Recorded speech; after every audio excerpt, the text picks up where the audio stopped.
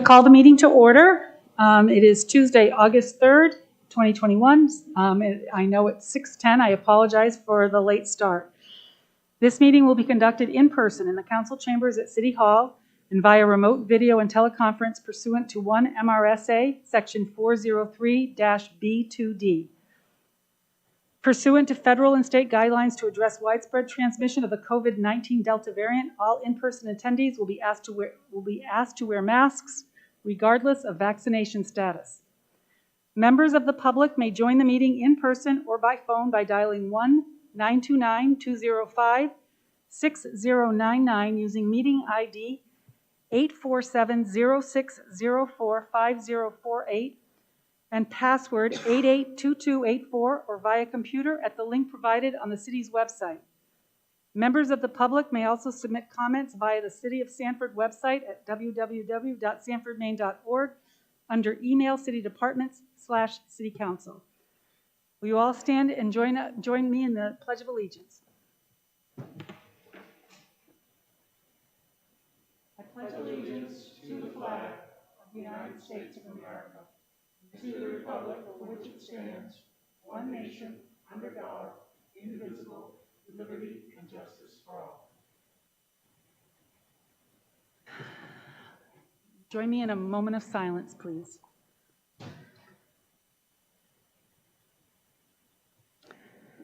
Thank you. I'll call the roll. Councillor Martell. Councillor Lanigan. Present. Councillor Tuttle is absent with notice, and Councillor Hanselman is absent with notice. Deputy Mayor Herlihy. Present. Councillor Stackpole. Present. And I'm Anne Marie Mastracchio, and I am honored to be the mayor of the city of Sanford. And this evening we're joined by City Manager Stephen Buck, and Larissa Ricketts, the city manager's executive assistant, is zooming in from her office around the corner. Minutes. 21-397-01. Order to approve the minutes from the regular city council meeting held on Tuesday, July 20th, 2021. And I'll just make a note before I ask for a motion that Councillor Lanigan was absent, so he will abstain from voting on this one. So is there a motion to approve? So moved. Motion by Councillor Stackpole. Is there a second? Second. Second by Councillor Martell. Any discussion? All those in favor by a show of hands, please. That is 5, 1, 2, 3, 4. I'm sorry, I'm not counting very well. 4 in favor and 1 abstention. 21-398-01, order to approve the minutes from the executive session held on Wednesday, July 21, 2021. Can I have a motion to table since there were only 4 members there and we don't have a quorum of the 4 members who were present at that meeting? So I'll entertain a motion to table. I'll motion to table. A motion by Deputy Mayor Herlihy. Is there a second? Second. Second by Councillor Martell. All those in favor of a tabling motion, and everyone may vote? Show of hands, unanimous of all those present. Thank you. Mayor's report and subcommittee reports. And I don't think we have any subcommittee reports because we had a week off, Right. which was nice. I just want to thank everybody for I know it's a difficult time and none of us want to go backwards, but I appreciate everybody's compliance with my request that we all be masked. I mean, it is related to what I consider, I think that we are having a resurgence of a variant that can be very contagious. So I appreciate the fact that there are people who are probably zooming in this evening who might have wanted to be in attendance, and the people that are here, and thank you for your compliance.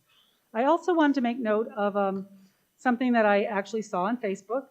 There's the Sanford Police Department is seeking to organize a diverse group of citizens, business owners, and community stakeholders who would meet in person at the Sanford Police Department to work to identify community policing strategies in the department, develop ways to implement the strategies, and meet their goals. The Sanford Police Department believes community input is a crucial part of developing this program. This group will be comprised of 10 to 15 citizens and representatives from the department. They will meet for 1 hour beginning on September 14th, 2021 at 6 p.m.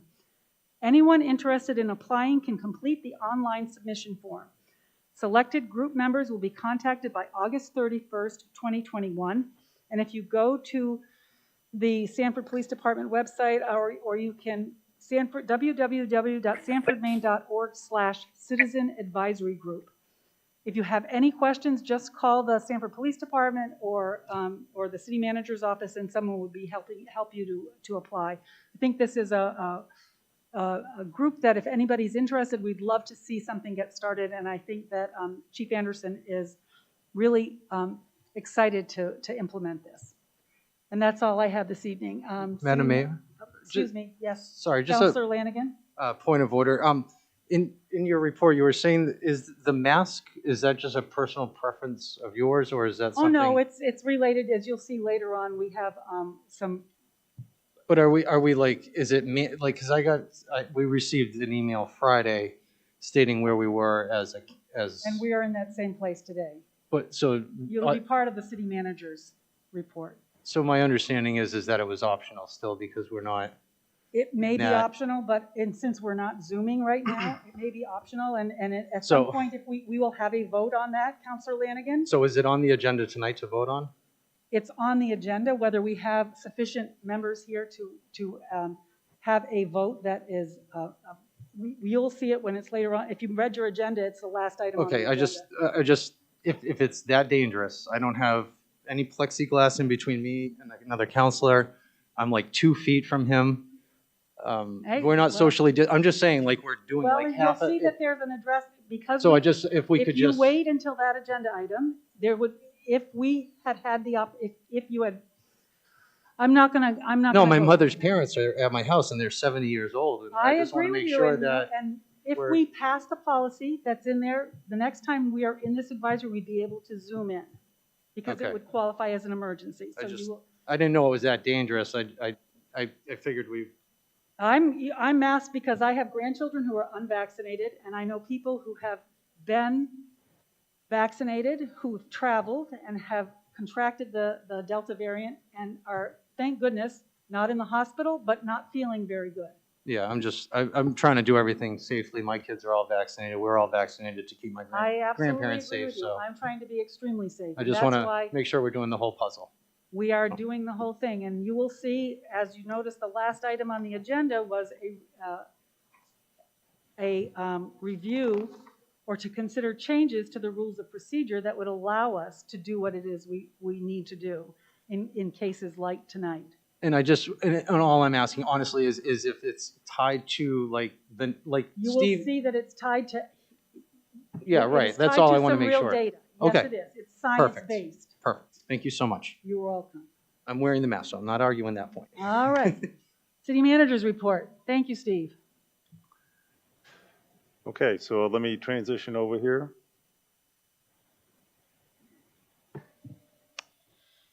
So I'd like to first start off before I get into the report. So I just transitioned over to a document. So you should be seeing it, everything should be the same. We're going out currently on Town Hall streams. You should be seeing the document. There's a small screen in the lower right-hand corner that everybody sees that says WSSR-TV. That is the Zoom box presence. So if we have an individual that's, Larissa Ricketts is managing the Zoom portion for us. If somebody raises their hand, wants to speak to us electronically, you would become the active speaker. You'd show up in that box. We'd be able to hear you here in the council chambers. You'd be able to see the council chambers and hear us as well via Zoom.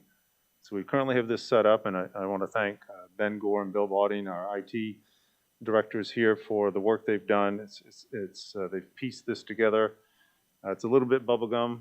We're using OBS Studio tonight instead of the Ultimate software, but everything is working and working well. So that's why you see the small box that says WSSR-TV. Anybody that cares to Zoom in this evening will appear in that box for everybody to see.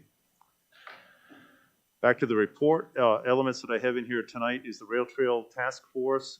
That's moving exceptionally well. David Parent is chair of that task force. He's submitted the first draft. I've seen that today. It's the first draft of the report that ultimately will go to the City Council, containing potential solutions for conflicts that currently exist on the multi-use nature of the rail trail bed specific to the ATVs. So I want to commend the workforce for their work there. I think they've done exceptional work to date, and I'm anxious to get the final work product out of them by the end of the month. The next item is Mineral Extraction Task Force, and I'm going to summarize this. As the manager, I'm chairing the task force. We've held our third meeting. This pertains to gravel pits, locally known as our Mineral Extraction Ordinance. Task force is currently focused on the standards, which are related to the siting and operations of gravel pits. These standards are largely based upon the Maine Department of Environmental Protection standards combined with the city's local standards derived from our zoning ordinances. The committee anticipates another meeting to complete the standards review, comparing the standards as put forth by Maine DEP. We're using the City of Augusta's ordinance as our model to strive for, to ultimately adopt with major revisions specific to our own community. We chose that particular ordinance because we found out of the gleaming of all of the ordinances in the state of Maine, it was the most complete, it was most reflective of where the committee's consensus desires to go. The consensus currently is that we currently have a 5-year permitting process that's onerous for the gravel pit operators to go through that 5-year period. It's uncertain as to whether they're going to be renewed, and if they are renewed, what that looks like. So the consensus is that we're going to convert that to a licensed business activity, not different than other business activities here in the city. They would go through an initial site plan under the newly proposed ordinance, and once they have that first site plan in place, complete with their operations manual, they would then go through an annual inspection process that is done by a contracted vendor. That brings both value to the city as far as compliance, but it also brings value to the operator the way it's being set up. So from that, the operators would have a lesser cost and more known certainty going forward. The exchange in that is a more adamant yearly inspection process whereby any violations would get caught earlier. And by catching those earlier, it's less costly for the operators to make adjustments for and address. There also would be more stringent standards revolved around any violations. We did note that the Augusta ordinance, and we care to build that in as well, you could shut down a particular piece of an operation without impacting the entire operation pursuant to that ordinance, and we're going to keep that in our development. The next item is a press release that came out over the weekend. I got notification on this from Chief Anderson earlier this weekend. This is a press release put out cooperatively between the department and the MDEA, Maine Drug Enforcement Agency. They arrested Scott Huff, 40 of Sanford, as well as Eva Valley, 30 of Sanford, both on aggravated trafficking in Schedule W drugs, which was fentanyl, cocaine, and methamphetamine. Charges are aggravated due to the quantity of the drugs involved, as well as the possession of a firearm in furtherance of drug trafficking crimes. So it goes on to talk about the admission to the individuals into the court system. During the investigation, the agents conducted several undercover phases of fentanyl from Huff and Valley from their previous residence on Pearl Street here in Sanford. The two would regularly travel out of state to purchase fentanyl, cocaine, and methamphetamine for resale in the greater Sanford area. The agents recently learned that Huff and Valley were no longer living at the Pearl Street residence and were living and operating out of a motorhome. On July 31st, at about 3 a.m., the Sanford police observed Huff and Valley in and around the motorhome. The two were arrested without incident. During the seizure, they found 1,770 grams or 3.8 pounds of fentanyl, 188 grams of cocaine and crack, and 40 grams of methamphetamine. Agents also seized a loaded 9mm handgun and $19,822 in suspected drug proceeds. Bail was set at $150,000 cash for Huff and $100,000 for Valley. So I'd just like to commend the department for the work that they did on this particular case. And here is a pictorial view of what was seized during the raid. On the left-hand side is the fentanyl. On the right-hand side is the cocaine and crack. You see the handgun and the $19,000 plus in cash. So I want to commend the department for the exceptional work that they did on this endeavor. So as I expressed to Chief Anderson, it was both a good thing and a bad thing. It was a good thing that the department would get the work done that they did, and they did the seizure. It was a bad thing that it was present in our community at all. Also, I want to commend the Sanford Police Department on their work with the Maine Options Program. So under the direction of Acting Deputy Chief Eric Small, the department has been working with the Main Options Program, which is the overdose prevention through intensive outreach, naloxone, and safety. It's been a coordinated effort with the Maine Office of Behavioral Health and other state agencies to improve the health of Mainers using substances through harm reduction strategies, helping them on the road to recovery. So the department has been awarded a grant through the Main Options Program of approximately $48,000 each of the next 3 years to go towards funding the position that we currently know as the Homeless and Drug Overdose Officer, to work in coalition with the Maine Health or the options provider. So as for summary on this today, Acting Deputy Chief Small issued the following summary. And this was Monday was the first day implementation of this. So on August 2nd, Detective Colleen Adams began her role as the first mental health unit officer of the department. Colleen will continue the work around the homelessness and substance use disorder, plus begin to respond to calls involving people in crisis. The department intends to evolve how it interacts with people experiencing a behavioral health crisis by adding social workers to the department to work with both uniformed and specially trained officers in de-escalation and the SUD such as Colleen. This began yesterday with the definition of the options clinician, with the addition of the options clinician. So I'll just quickly summarize on their first day, they encountered an overdose.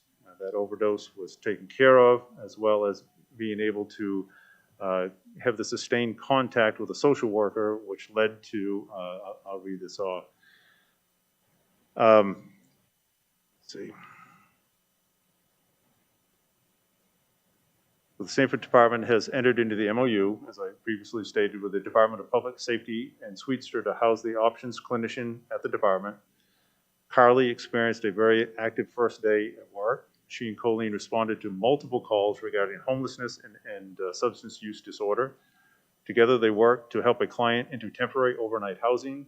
Today they followed up with the client and were able to get them housed permanently with one of our local partners. Yesterday they also assisted a person in crisis, helping them get the appropriate treatment.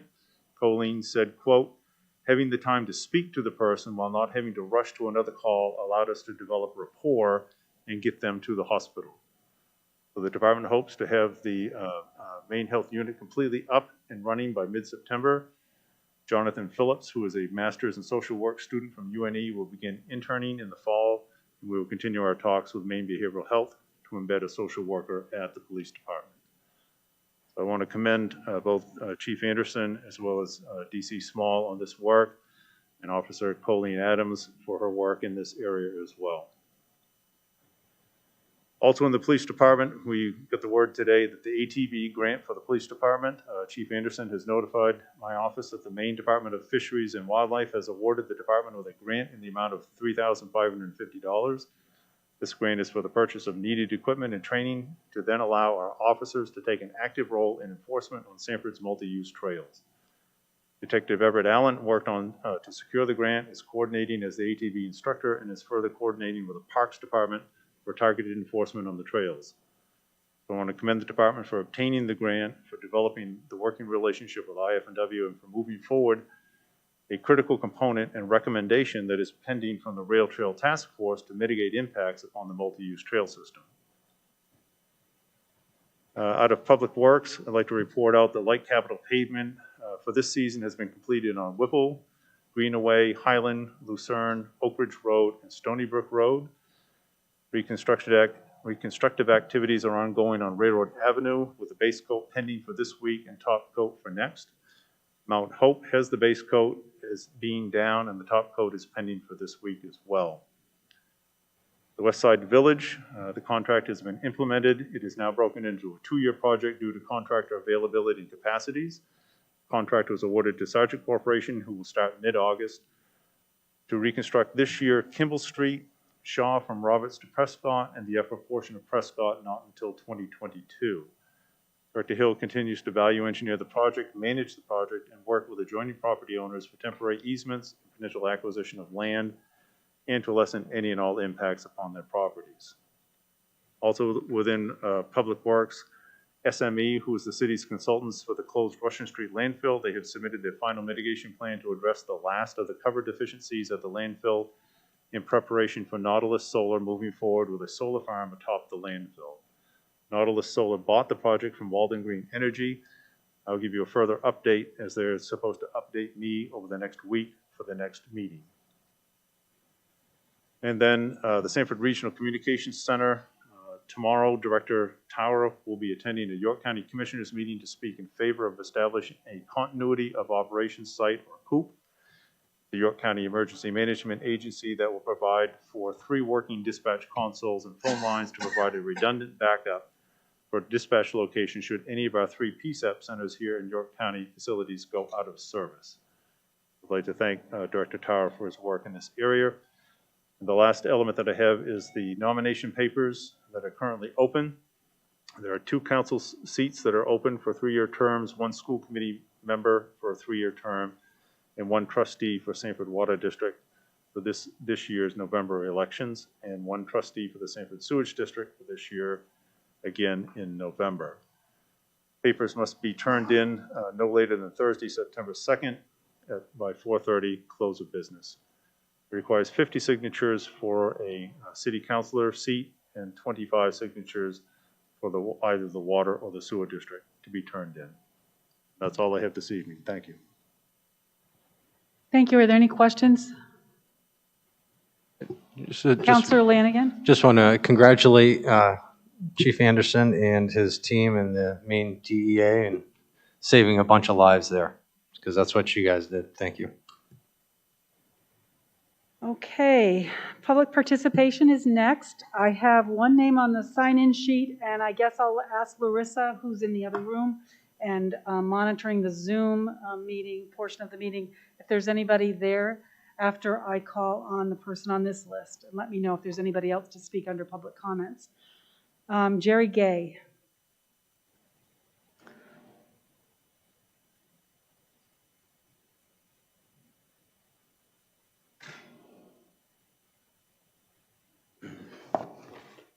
Good evening, City Councilors. For those of you that don't know me, my name is Jerry Gay, and I currently serve as a lieutenant with the Sanford Fire Department, and also a former 2011 charter member and been a taxpayer for the City of Sanford for over 38 years.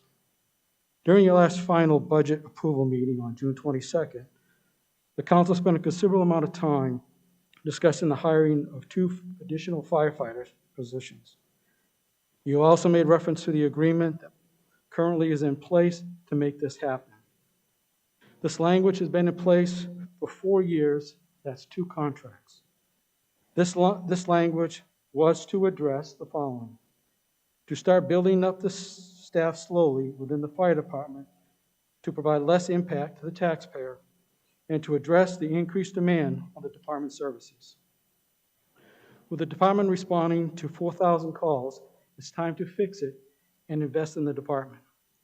The department and I believe the city's mission when hiring anyone is to bring the best to serve our city and to serve the taxpayers, our business, our guests, which they deserve. In 1982, the department was running 2-person engine companies. That's 39 years later, we are still running 2-person engine companies. It's time to change. South Sanford is now closed, which I truly disagree with, because we don't have the proper staffing. The taxpayers at the end of the city deserve better, and where some of our growth is now ongoing. Many cities and towns all across the state are facing a shortage of firefighter paramedics, and it's becoming more difficult as many departments who once served as volunteer departments are now staffed in some manner by either daytime staffing or now 24-hour staffing just to make sure EMS and fire apparatus respond when called. They take the already limited pool of firefighters. I know this issue well. I currently serve on the Maine Fire Protection Commission for over 20 years, and I continue to hear the staffing problems that we face across the state. To give you some perspective of the challenges Sanford is facing on hiring top firefighter paramedic candidates, currently right now, over 13 departments across the state of Maine are looking to hire firefighter paramedics, and those are just listed. Those are the departments that are just listed on the Maine Municipal Association website. One of those departments is the city of Biddeford. Biddeford Fire Department is currently looking to hire 10 to 12 firefighter advanced paramedics currently. I know in 2022, more cities and towns across the state will begin seeking to hire firefighter paramedics to serve their communities for what is already, as I stated, a very limited pool. Some cities and towns across the state are taking extra steps at making their communities more attractive and competitive by providing better wages and benefits, and in some cases, providing several $1,000s to help pay off college loans or lateral transfers up to 6 years to provide no loss in wages and benefits just to try to take away firefighter and paramedics from other departments just to help getting coverage or join their city or town. Sanford has already been affected by this by losing a firefighter paramedic to the town of Falmouth. Falmouth is currently looking to be at a level of 40 over the next 3 to 5 years. Folks, it's not like we didn't know this buildup was needed. In 2016, you used taxpayer dollars for a study of fire department. The report reflects by the year 2022, each shift will have 13. Today, some have 11, some have 12. By not honoring the agreement, it will take another 3 to 5 years, or even longer, to get to the 13. And by then, we'll be behind as the call volume will continue to climb. Throughout my career, the city of Sanford has a habit of starting projects and failing to complete them. As an example, Springvale Station was a 2-phase project. And as we know, phase 2 was never completed. However, the city asked for a 1-year extension to the State Fire Marshal's office for our required occupancy permit with the understanding we would complete phase 2 fire station project. It's now 13 years behind. And now we're talking about spending $20 to $30 million in new stations, and we have yet to finish what we started in that Springvale station.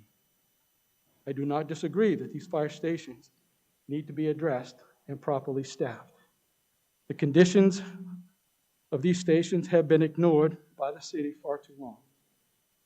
We have spent a lot of taxpayer dollars on fire department projects and studies and have never finished them. Let's try and start this evening and finish what you agreed to and fund the buildup of the fire department. You have hired some of the best firefighter and paramedics serving this city. Let's do what's right for the ones on the job every day serving this city.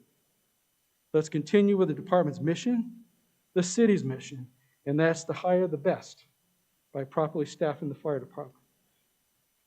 I would like to recommend this evening at this council, not just hire 2, but 3 or even 4, so this department can get ahead and not be left behind as we have been over the last 3 years.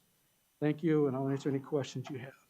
Thank you, Mr. Gay. We don't have a back and forth during public comment, but thank you for your comments. I don't know if there's anybody else. I will just check to see if, I don't think there's anybody else on public comment that wants to speak. So we will end public participation. Old business, 21-346-01. Ordered to authorize the Public Works Director to enter into an amended contract with Comprehensive Land Technologies Incorporated, CLT, for tree clearing work on the CGA solar project site to include an additional $17,350 for CLT to grind and remove stumps from the approved area, with the total project cost of $46,170 to be reallocated from the Planning Department Brownfields Cleanup Fund. I'll ask, are you going to do this, Steve? Or? I'd like to ask Director Hill to, he's zooming in with us this evening. We're trying the technology. I'd like to ask Director Hill to present on this item, please. Thanks, Steve. Okay. Good evening. Yeah, we basically were soliciting to try to find tree cutters to perform the clearing at the CGA site. We got a contract from CLT, which we presented before you last meeting. In that the first contract, it did say debris removal. And then afterwards, we went to clarify with CLT, does that include stumping? We talked to the consultant, and the consultant said, we definitely need it stumped. We went to clarify with CLT, and they said it did not. So there's an additional amount that they proposed to carry for the stumping. The new cost would be $46,170. This is a little embarrassing for me because we usually try to vet these, but we're working basically with several entities at once, and messages get crossed once in a while. So this is one of those cases. Thank you, Director Hill. Before we have discussion by the council, do I have a motion to approve? Just if you want to. So moved. Motion by Deputy Mayor Hurley, and a second by Councillor Stackpole. Any discussion by the council or questions? No, nothing. Seeing none, I'm not going to call the roll. By a show of hands, all those in favor? It is unanimous of all those present. Thank you. Thank you, Matt. Thank you. New business, 21-372-01. Ordered to review and accept a bid from Casco Bay Ford for a 2021-2022 Ford Transit Connect XLT van in the amount of $21,057. Who's going to present on this? Is Matt? I'd like to ask Chief Anderson to Chief come forward. Is that on the wasn't sure whose purchase? it was for. Good evening, folks. Good evening. I think you probably have all the documents. It was a bid for the animal control officer vehicle. Currently, she's running a 2015. It's approaching some excessive mileage, and we want to head it off before it costs the city more than what it's worth. The bid process went out July 2nd. It closed on July 19th. We received 2 bids. 21,057 is the lowest bid from Casco Bay. Thank you. And I just, for councilors' benefit, this was added after the first agenda went out. So if you missed this in the first round, it was something that was put in after the fact. So it was not you missing it. It was that it came in a little bit late, but that's okay. Do I have a motion to approve by anyone? Move we approve. Motion by Councillor Stackpole to approve. Is there a second? Second. A second by Councillor Lanigan. Any discussion by the council? Just asking if this is a similar size vehicle to what. It's the exact same vehicle. Exactly. Yeah, she really liked it, so we wanted to get her what she was most I was going to say comfortable it's a slick little vehicle for what she does. So. Okay, perfect. Thank you. Seeing no other discussion, by a show of hands, all those in favor? That is unanimous of all those present. Thank you. Thank you. Thank you, Chief. 21-376-01, ordered to accept a grant offer from the FAA in the amount of $1,779,003 for Airport Improvement Project 35, reconstruct taxiway C, including drainage replacement at the Sanford Seacoast Regional Airport. And I'm going to turn this on over to the airport manager, Allison Navia, because it is familiar, so I know that there's some explanation before we have a motion. So Yes. thank you. Good evening, I'm Allison Navia. I'm the airport manager of the Sanford Seacoast Regional Airport. This is the second to last piece for us to be able to complete this project and actually make it go to construction. So we worked up to this point, hiring the engineering firm, doing the design and the bidding process to arrive at the grant amount that we wanted to request to the FAA. And this is the result of all of that work, the culmination. So this is the grant offer that we need to officially accept so that we can move forward with the project. And then we draw from that on a reimbursable basis, as is typical of airport improvement projects. Thank you for that explanation. Do I have a motion to approve? Motion by Councillor Lanigan. Is there a second? Second. Second by Councillor Martel. Any other discussion by the council? Seeing none, by a show of hands, all those in favor? That is unanimous of all those present. You might stay right there, right, Allison? Yep, got a couple of them. 21-377-01, ordered to enter into and authorize the city manager to sign a contract for the reconstruction of taxiway C and drainage work at the Sanford Seacoast Regional Airport with Sargent Corporation in the amount of $1,614,805. Allison. Yes. So this bid, we accepted their low bid to award the project to them, contingent upon receiving the grant offer. So now that we've received that money from FAA, now we can enter in and actually award the contract to Sargent. Okay. Do I have a motion to approve? I have a question. Oh, you do have a question. Well, I have a let's have the Let me, motion first and then we'll have second. discussion. I'll second. You can go ahead. So the motion was by Councillor Lanigan, was a motion, and a second by Councillor Stackpole. Discussion. Councillor Martell. Thank you. There is a little bit of a difference between the grant amount and the bid amount. What happens with that extra funding, or is that available in case there's a slight overrun? How does that work? Yeah, so the way that the grant breaks down, the way that the total project costs, you'll see that $2,022,000. That is the actual construction cost, which is the Sargent contract that you're about to vote on right now. Then it's also the engineering and design and administrative costs. And then there's also administrative costs that the city incurs. So for some of my time and some of the things that we do, the legal costs to approve everything and review it, all of those types of things. So all components together come to that 2 million number. The Sargent contract is just the actual work on the ground and the paving that goes on. Councillor Lanigan has his hand up. And not necessarily to maybe you, Allison, but maybe the city manager. Does our grant writer help in these processes with departments like this, or is this all done within your department by yourself? The airport's individual. Okay, I just asking because it always comes up every year. Thank you so much. This is not what Yep. he does. Okay. This is a very specialized process that you become familiar with over your many years of, Yep. We got it down. Okay, any more discussion by the council? We have a motion on the table. All those in favor by a show of hands? That is unanimous of all those present. Thank you. Okay, 21-344-01, ordered to accept the withdrawal from the bid process and project from W. McKay Construction for the extension of Presidential Lane at the Sanford Seacoast Regional Airport in the amount of $856,246. So I bring this to you, unfortunately, you'll recall, I believe it was 2 city council meetings ago, we accepted the low bid and then were able to enter into the contract. That was contingent upon him being able to get a bond, which he was not able to do. So he has submitted that he would like to withdraw from the project. Thank you. I think we all understand that. Is there a motion to approve? Motion to approve. A motion by Councillor Martell and a second by Councillor Lanigan. Any more discussion by the council? Seeing none, by a show of hands, all those in favor? That is unanimous. Let's see, 21-379-01, ordered to accept the bid from Jamco Excavation LLC for the extension of Presidential Lane at the Sanford Seacoast Regional Airport in the amount of $1,336,076.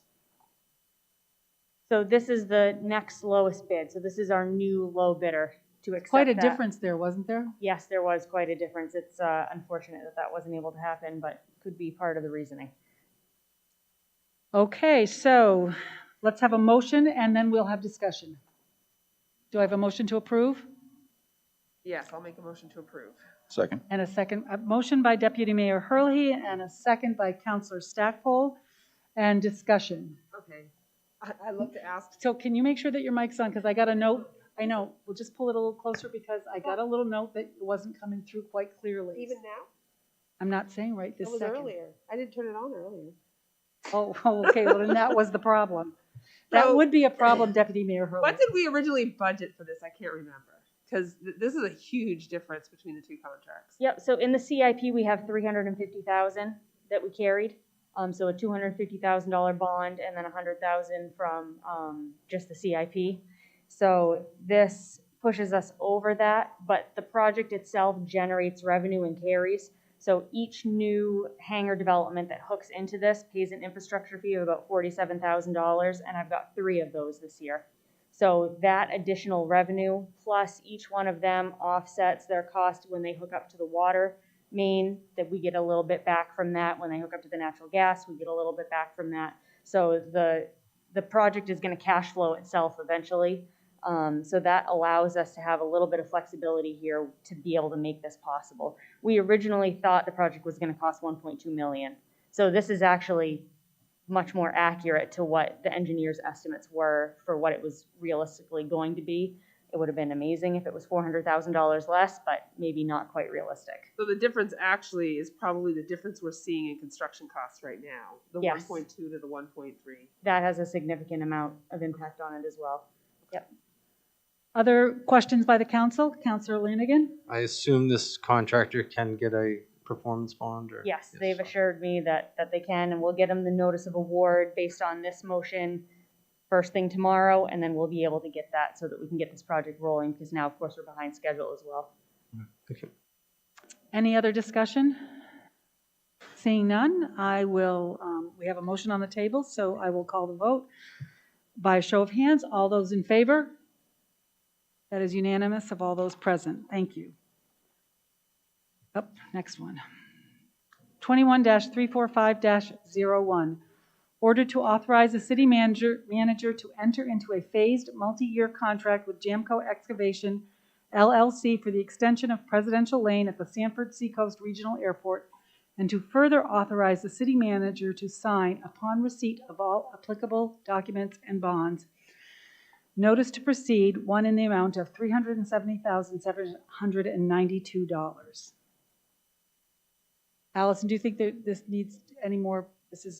Why don't No, you just? it's identical to the contract that we approved for McKay, except now it's with the new low bidder, the With new Jamco. contractor, and the new price. Okay, do I have a motion to approve? Move we approve. Motion by Councillor Stackpole. Is there a second? Second. Second by Councillor Martell. Any discussion? Seeing none, by a show of hands, all those in favor? That is unanimous of all those present. Thank you. Thank you very much. Allison. I think you're done. 21-396-01. Order to review and accept the proposed slate of officers as put forward for the Maine Municipal Association Executive Committee. Steve, do you want to present this? Yes, I can present on this evening. This is for the slate of officers. It's gone through a two-tiered nomination process. First, they issued out papers to the communities to see if there was interest. Those interested parties submitted their letter of interest as well as their resumes to the nominating committee at MMA. That nominating committee then gleaned through those, and from that, the proposed slate of officers have come forward. In your packet this evening, via the nomination process, that slate of officers would be, and they're looking for a ratifying vote from each municipality. Vice President for the first-year term would be Elaine Alois, Chair of the Select Board, Town of Solon. I've known Elaine for quite a number of years. She's been an active member on the Legislative Policy Committee for decades now. If elected as Vice President, she'll become President in the subsequent year, and the Vice President also chairs the Legislative Policy Committee process. For the other membership, for the Executive Committee members for 3-year terms is David Sear, currently the Town Manager in the Town of Frenchville. That's where the school just burned. You might have seen that on the news. Melissa Doan, Town Manager of the Town of Bradley, and Justin Poyer, Town Manager, Town Administrator, Town of Chebeague Island. So that is the proposed slate of officers, and is seeking your ratification by so voting this evening and attaching your signatures there too. Thank you, Steve. Do I have a motion to accept the proposal? There's a motion by Councillor Lanigan. Is there a second? Second. Second by Councillor Martell. Any discussion by the council? And I'd just like to say that if we see this again next year, any councillor could apply to be on this executive board. So, I mean, I looked at, well, I'm just saying that. What does that mean? Okay. See, I didn't understand that. So I'm just saying that because I looked at the slate of, and I felt they were kind of skewed towards small northern communities. Am I incorrect, Steve? And in that respect, maybe not so representative of our interests in Maine Municipal. Just my opinion, but so at some point, well, I know, I agree. I did apply for one of these positions several years ago. I think Yes, I while think you I were on the wrote you- council, you yeah, wrote me, and I did. Steve, you may have also. They do try to, a letter of recommendation, I need to finish my sentence there. They do try to balance things out, but it's not so much a balance between large and small. You can help me with this if you want to, Steve. It's more area. They, you know, Geographically balanced. it's more geographical area, and but I was told at that time it would be unlikely that I would be approved because there was a fairly prominent municipal employee from a neighboring town that was in there, and so they would likely stay, and Sanford would get bumped down as opposed to somebody else. So it is a somewhat complicated process as far as fairness. I'll leave that to other people to decide. But I think you have to be in the right place at the right time if you want to get in on this. But it's an interesting process to go through, and you know, I enjoyed the interview, meeting different people, and having those discussions up in Augusta as I went through the process. Thank So you. I would say, if you want to do it, go for it. I don't mean to disparage the process too much, but No. if you want to do it, go for it, because you just never know what's going to happen. Thank you, Councilor Stackpole. I'm going to sound really stupid, but did we vote on this yet? No, okay. Did we have a motion and a second, though? Okay. Yes. Okay. You have a question, Councilor Martell? Or did you? No, we're the ones that's firsted and seconded. Oh, okay. Thank you. I got It's you. just that after a while, it's like I mean, it's not that I'm getting old or anything, but I think I am. Anyway, so we have a motion and a second. We've had discussion. All those in favor by a show of hands? Motion passes unanimously of all those present. Thank you. Okay, let me get my script for the next piece. Okay. 21-381-01. This hearing is to determine whether 6 Prue Court, identified as tax map K15, lot 36, and further described in a deed recorded in the York County Registry of Deeds at book 16467, page 367, and mortgages recorded at book 14601, page 434, and book 15191, page 90, is a dangerous building or a nuisance within the meaning of 17 MRSA sections 2851 to 2859, and to determine what, if any, remedy is appropriate. And we will ask Director Houseel to present for the city. Thank Am I you. correct? Yes. Thank you. Steve, can you give me control over here on the lectern? And could you hear me okay with that? I might not be the best judge. Yeah. Thank you. So this is a hearing. We've got 4 of them tonight. The process on these is, first we'll have the hearing. The purpose of that is to establish the facts, discuss the evidence, allow the owner or party in interest to present any evidence to the contrary, that the building is dangerous. Once you get through the hearing, then there'll be the resuscitation of the facts, and then the judgment as to whether or not the property is dangerous. We'll go through the 4 properties in that way, and then we'll do if you get that far, to the orders associated with each of those properties. And that's the way that these properties need to be remedied. So this first one is with regard to 6 Prue Street. Actually, 6 Prue Court. Thank you. And the questions that are before you, and these will go faster as we get through. I try to take time at the beginning to make sure we're on the same page. So the questions of dangerous are whether the property and building are unsafe, structurally unstable, unsanitary, a fire hazard, unsuitable to how the building is used or occupied, improper to how it is used or occupied. And then the next question is it a hazard to health or safety because of inadequate maintenance, dilapidation, obsolescence, or abandonment? Most of what you'll be hearing tonight is with regard to abandoned structures and buildings and properties, mostly real estate. All real estate and regarding title. And then is the property or building dangerous to life or property itself? I as well have Aaron Lederer. He's a code enforcement officer. He's processed all of these with me. He's on Zoom tonight. He's in the building. He's downstairs, but just to be most effective here, he's zooming in. Are you there, Aaron? I am here. Hey, thank you, Aaron. So usually we Can run. I just say one thing? I just think Yes. that this is really great that it's working so well. So thank you all. Good job. I'm not gonna, yeah, I got you, but please, this is super. Thank you. Yes, it is.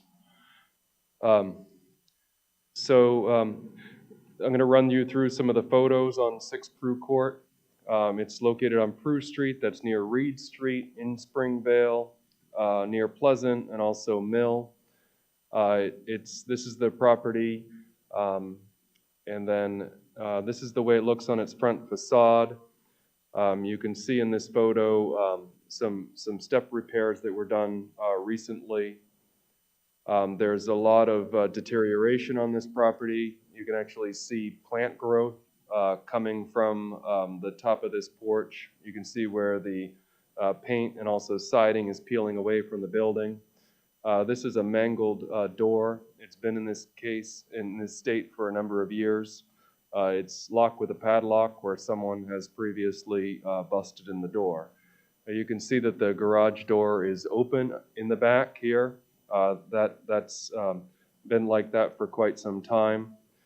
I've taken some photos of the interior by putting a camera up to the window. This is a photo of the way it looks inside. It's relatively cleaned out in some places. This is a picture of the basement. You can see a bunch of paint cans, boilers, a lot of items just scattered about. This is another picture. It's also grainy because there's a screen in the way of another section of the basement. Rear side of this, you can see some other siding that's peeling off, and you can see the drains coming away. This is a picture of the garage interior, a bunch of trash and junk from some earlier time. And this is after shutting the door to the garage on the day that I was at the property. Continuing to go around the building, you can see other areas that the buildings are boarded, indicating abandonment. And you can see some other boardings that take place within these inside this porch area. Other pictures, you can see that it's generally cleared out in some of the main areas. The meter has been removed, although the power line is still connected to the building. And this is just a finished shot here of 6 Prue Court. I just did something not so good. So one moment. So these are the exhibits. The property owner is the Chase, Linda Chase. I think it's chassis. Thank you. Chassis. They've owned the property. It looked like there's a David and a Linda that have owned it since 2005. However, they seem to have abandoned it. They're allowing it to be used in an abandoned state. It's impacting the surrounding neighborhoods. The notice, so this is the documentation, this is the documentation of the deed. This is Linda Chase's Chassis and David Chassis. Additional deeds signing over to individually Linda Chassis. Multiple mortgages. And then these mortgages were assigned on multiple times. There is a writ of execution from Discover Bank, additional assignments. There is even a foreclosure that took place in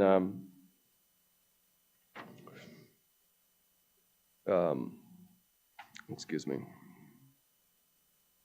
Looks like In 2013. 2016, October 2016. Further assignments, other writs of execution regarding the Discover Bank, further assignments. The notices of hearing, so I'll just lay this out for you, was filed in the registry as deeds as required. It was sent to the following, to David Chassis, Linda Chassis at 5 Maplewood Drive in Sanford. That was delivered by Constable Service.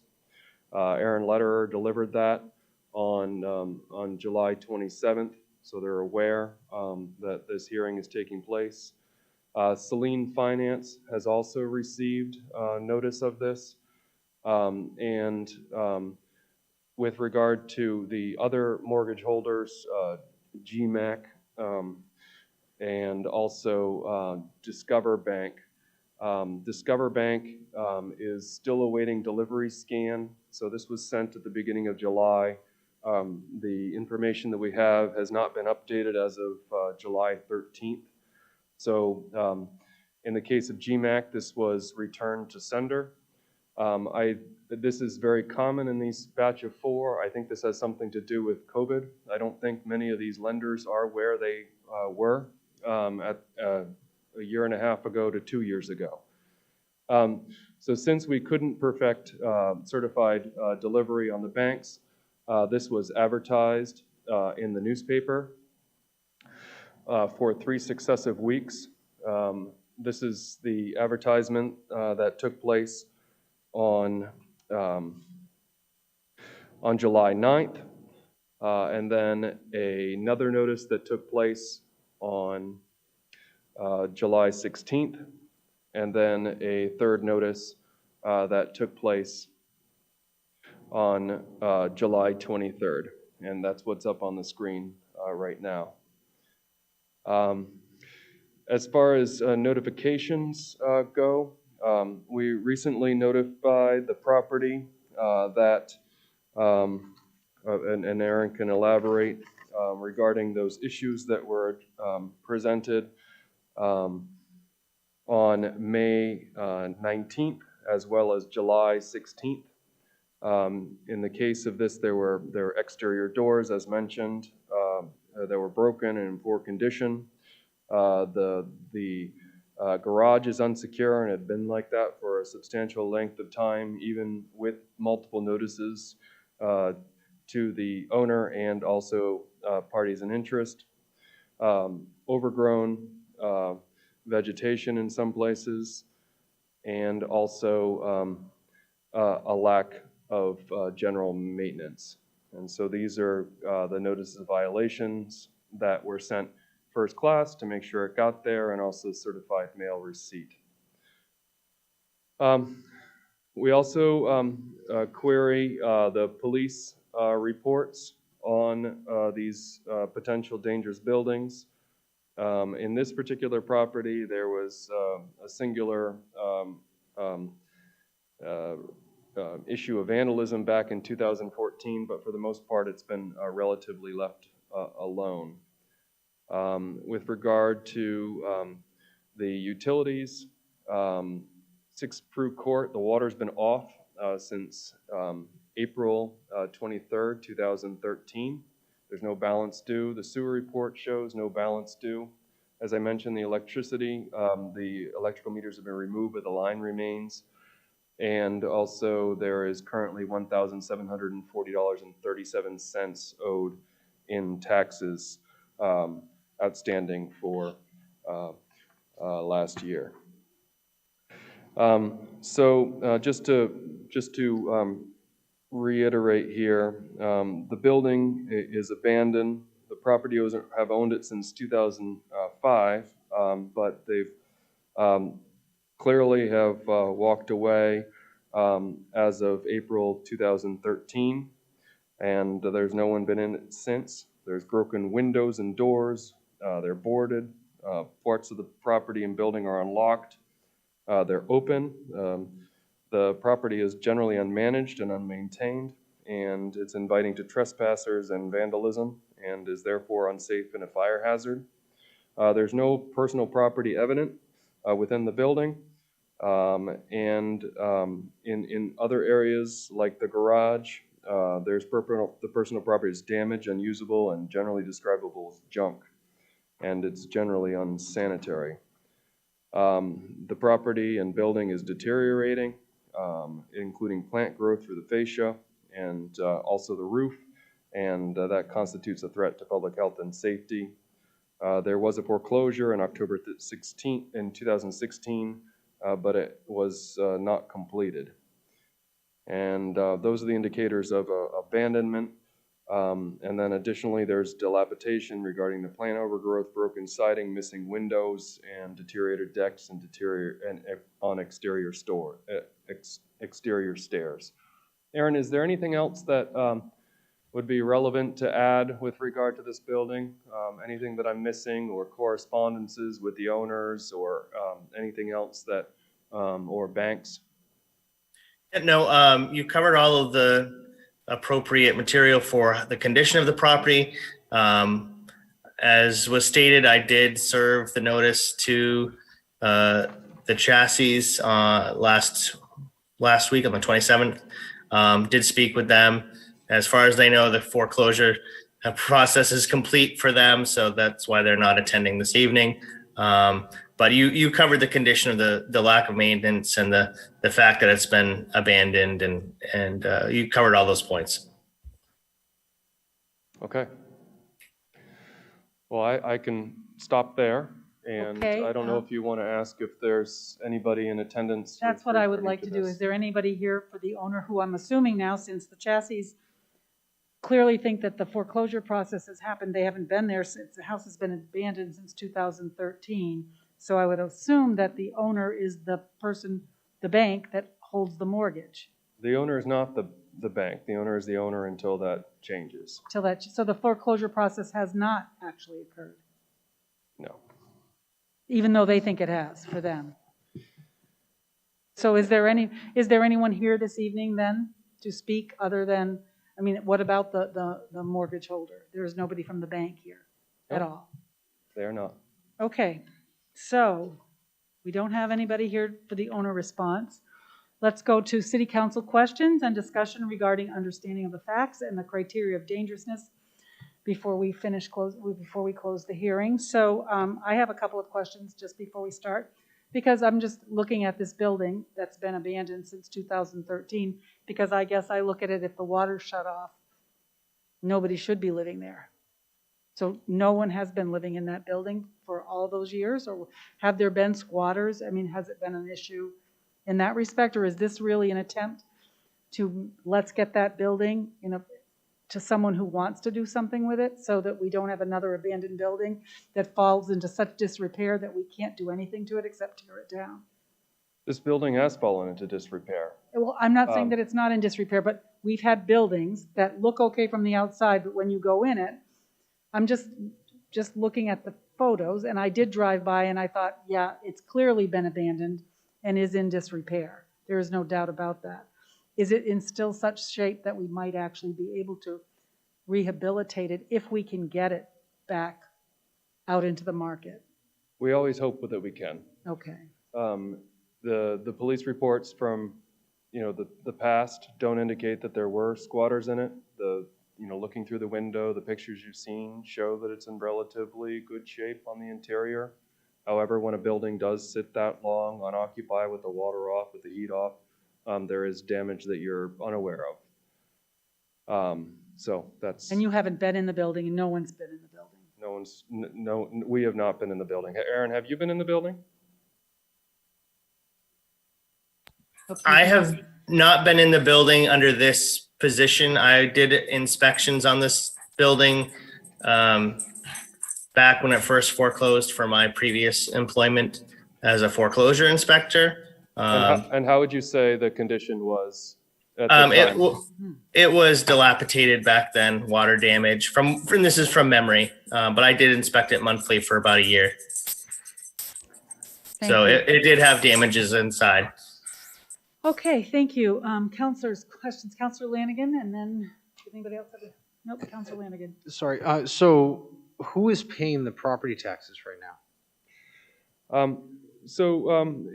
Usually it's the bank that'll pay the property tax. So Now, have they're we in issued, arrears. so have we issued them a vacant property license yet? They do hold a vacant building license. Aaron, are they current on their vacant property license?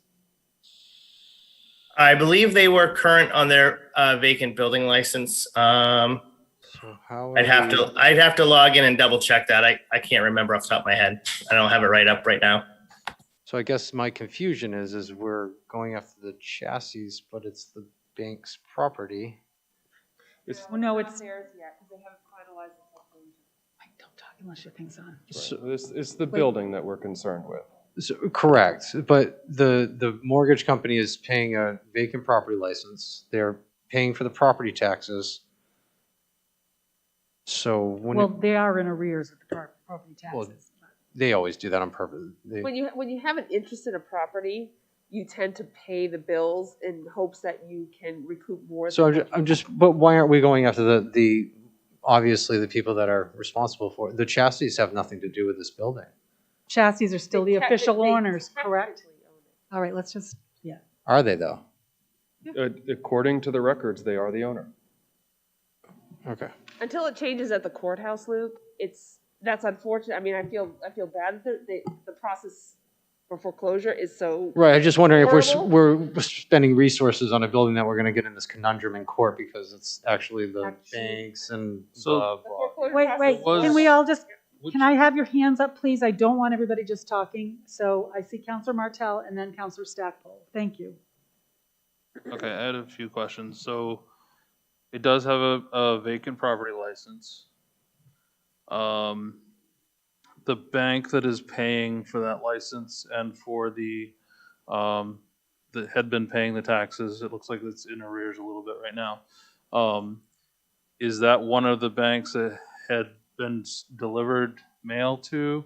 Because it looked like there was one that was still outstanding. So can you speak to which of those banks has been, of the three that were listed, was the one paying the bills? Yep. And Aaron, you can elaborate. I saw Yep. your hand raised. Would you like to? Yep. So the bank it's unknown which bank actually licensed the property. They're using a property servicing company that licenses it on behalf of a mortgage company. They're called Mortgage Contract Services. They are out of Louisville, Texas. They are the ones who actually licensed the property. The only information that we're provided for is that 6 Prue Court, they list the chassis as the owner, and they are listed as the responsible party. Thank you. And it expires the end of this year. They're paid through December of this year. Counselor Martell, did you have another question, or could I turn to Counselor Stackpole? I think that was it for now. Thank you. Counselor Stackpole. Yeah, this really isn't a question, it's a point of clarification. Regardless, as you notified everybody of this hearing, you'll be notifying everybody, all of the parties that are listed, of the results of the hearing. So That's correct. everybody will be notified, and somebody hopefully will step forward and say, it's mine, or they'll resolve their dispute between the owners and the bank or whatever to have this done. So, I mean, I think that solves kind of the back and forth. That's why I was asking that question, is that everybody's going to be notified. So, hopefully somebody will step up. If they don't, then, we know the process. But Exactly. yeah. This is an opportunity to resolve the situation. That's right. What That's why we're going through this process. Counselor Martell. Excuse me, we're in a hearing. There's no motion that might come later because right now we're in the hearing for this, the hearing process. So you can hold on to that. We will have another motion at the next time. And just remember, there's no discussion when you make a tabling motion. So I would ask that we can go through this process, and when the time is right to make that motion, you can do that. But that is not right now, okay? So any further discussion or comments? You know, I understand why this is here, 8 years empty. We can sit around for another 3 or 4 years. This will hopefully, in my mind, the building is getting worse and worse. So in my view, this is how we might be able to precipitate somebody into doing something to that building, either starting to take care of it or get that foreclosure process completed. Okay, then, is there anybody that you can see on Zoom that wants to speak? Nobody's shown up, so I will close the public. Excuse me, which property is this for? Excuse me, we are at 6 Prue Court. Okay, thank you. I'm going to close the hearing. 21-382-01. Based on the testimony and other evidence presented and made part of the record, the Sanford City Council hereby attests to the testimony and evidence and hereby finds the following facts. A, the owner has owned the single dwelling unit building, the property, since 2005, but abandoned the building, inappropriately allowing a single family dwelling to be used for no purpose other than a nuisance to the surrounding neighborhood. B, the building is abandoned as evidenced by no water service to the building since April 2013, and therefore no habitable occupancy since that time. Doors and windows are broken, boarded, unlocked, open, and the property is generally unmanaged and unmaintained and is therefore inviting to trespassers and vandals and therefore unsafe and a fire hazard. Personal property and furnishings indicating habitable occupancy are absent from the property, and any remaining personal property is damaged or unusable and generally describable as junk, debris, household trash, and possibly hazardous, and is a fire hazard and is unsanitary. The building and property is deteriorating, including plant growth through the fascia and roof, so as to constitute a threat to public health and safety. A mortgagee initiated foreclosure proceedings in October of 2016 and has taken steps to take possession of the property, including maintaining a vacant building license, but has not completed that process to date. As of July 26, 2021, $1,740.73 in property taxes are outstanding, indicating that the property is abandoned and unmaintained. Electrical power remains connected to the building with no electrical meters present on the building. C, the building is dilapidated as evidenced by plant overgrowth, broken siding, missing windows, broken doors, deteriorated decks, and exterior stairs. D, inspections on May 19, 2021 and July 16, 2021 found violations of City Code Section 90-13B5, 2015 International Property Maintenance Code as adopted by reference. Exterior doors broken and in poor condition, Section 304.15. Dangerous premises, unsecured garage, 108.1.5.7. Overgrown vegetation, Section 302.4. Accumulation of rubbish, Section 308.1. Lack of maintenance, 304.12.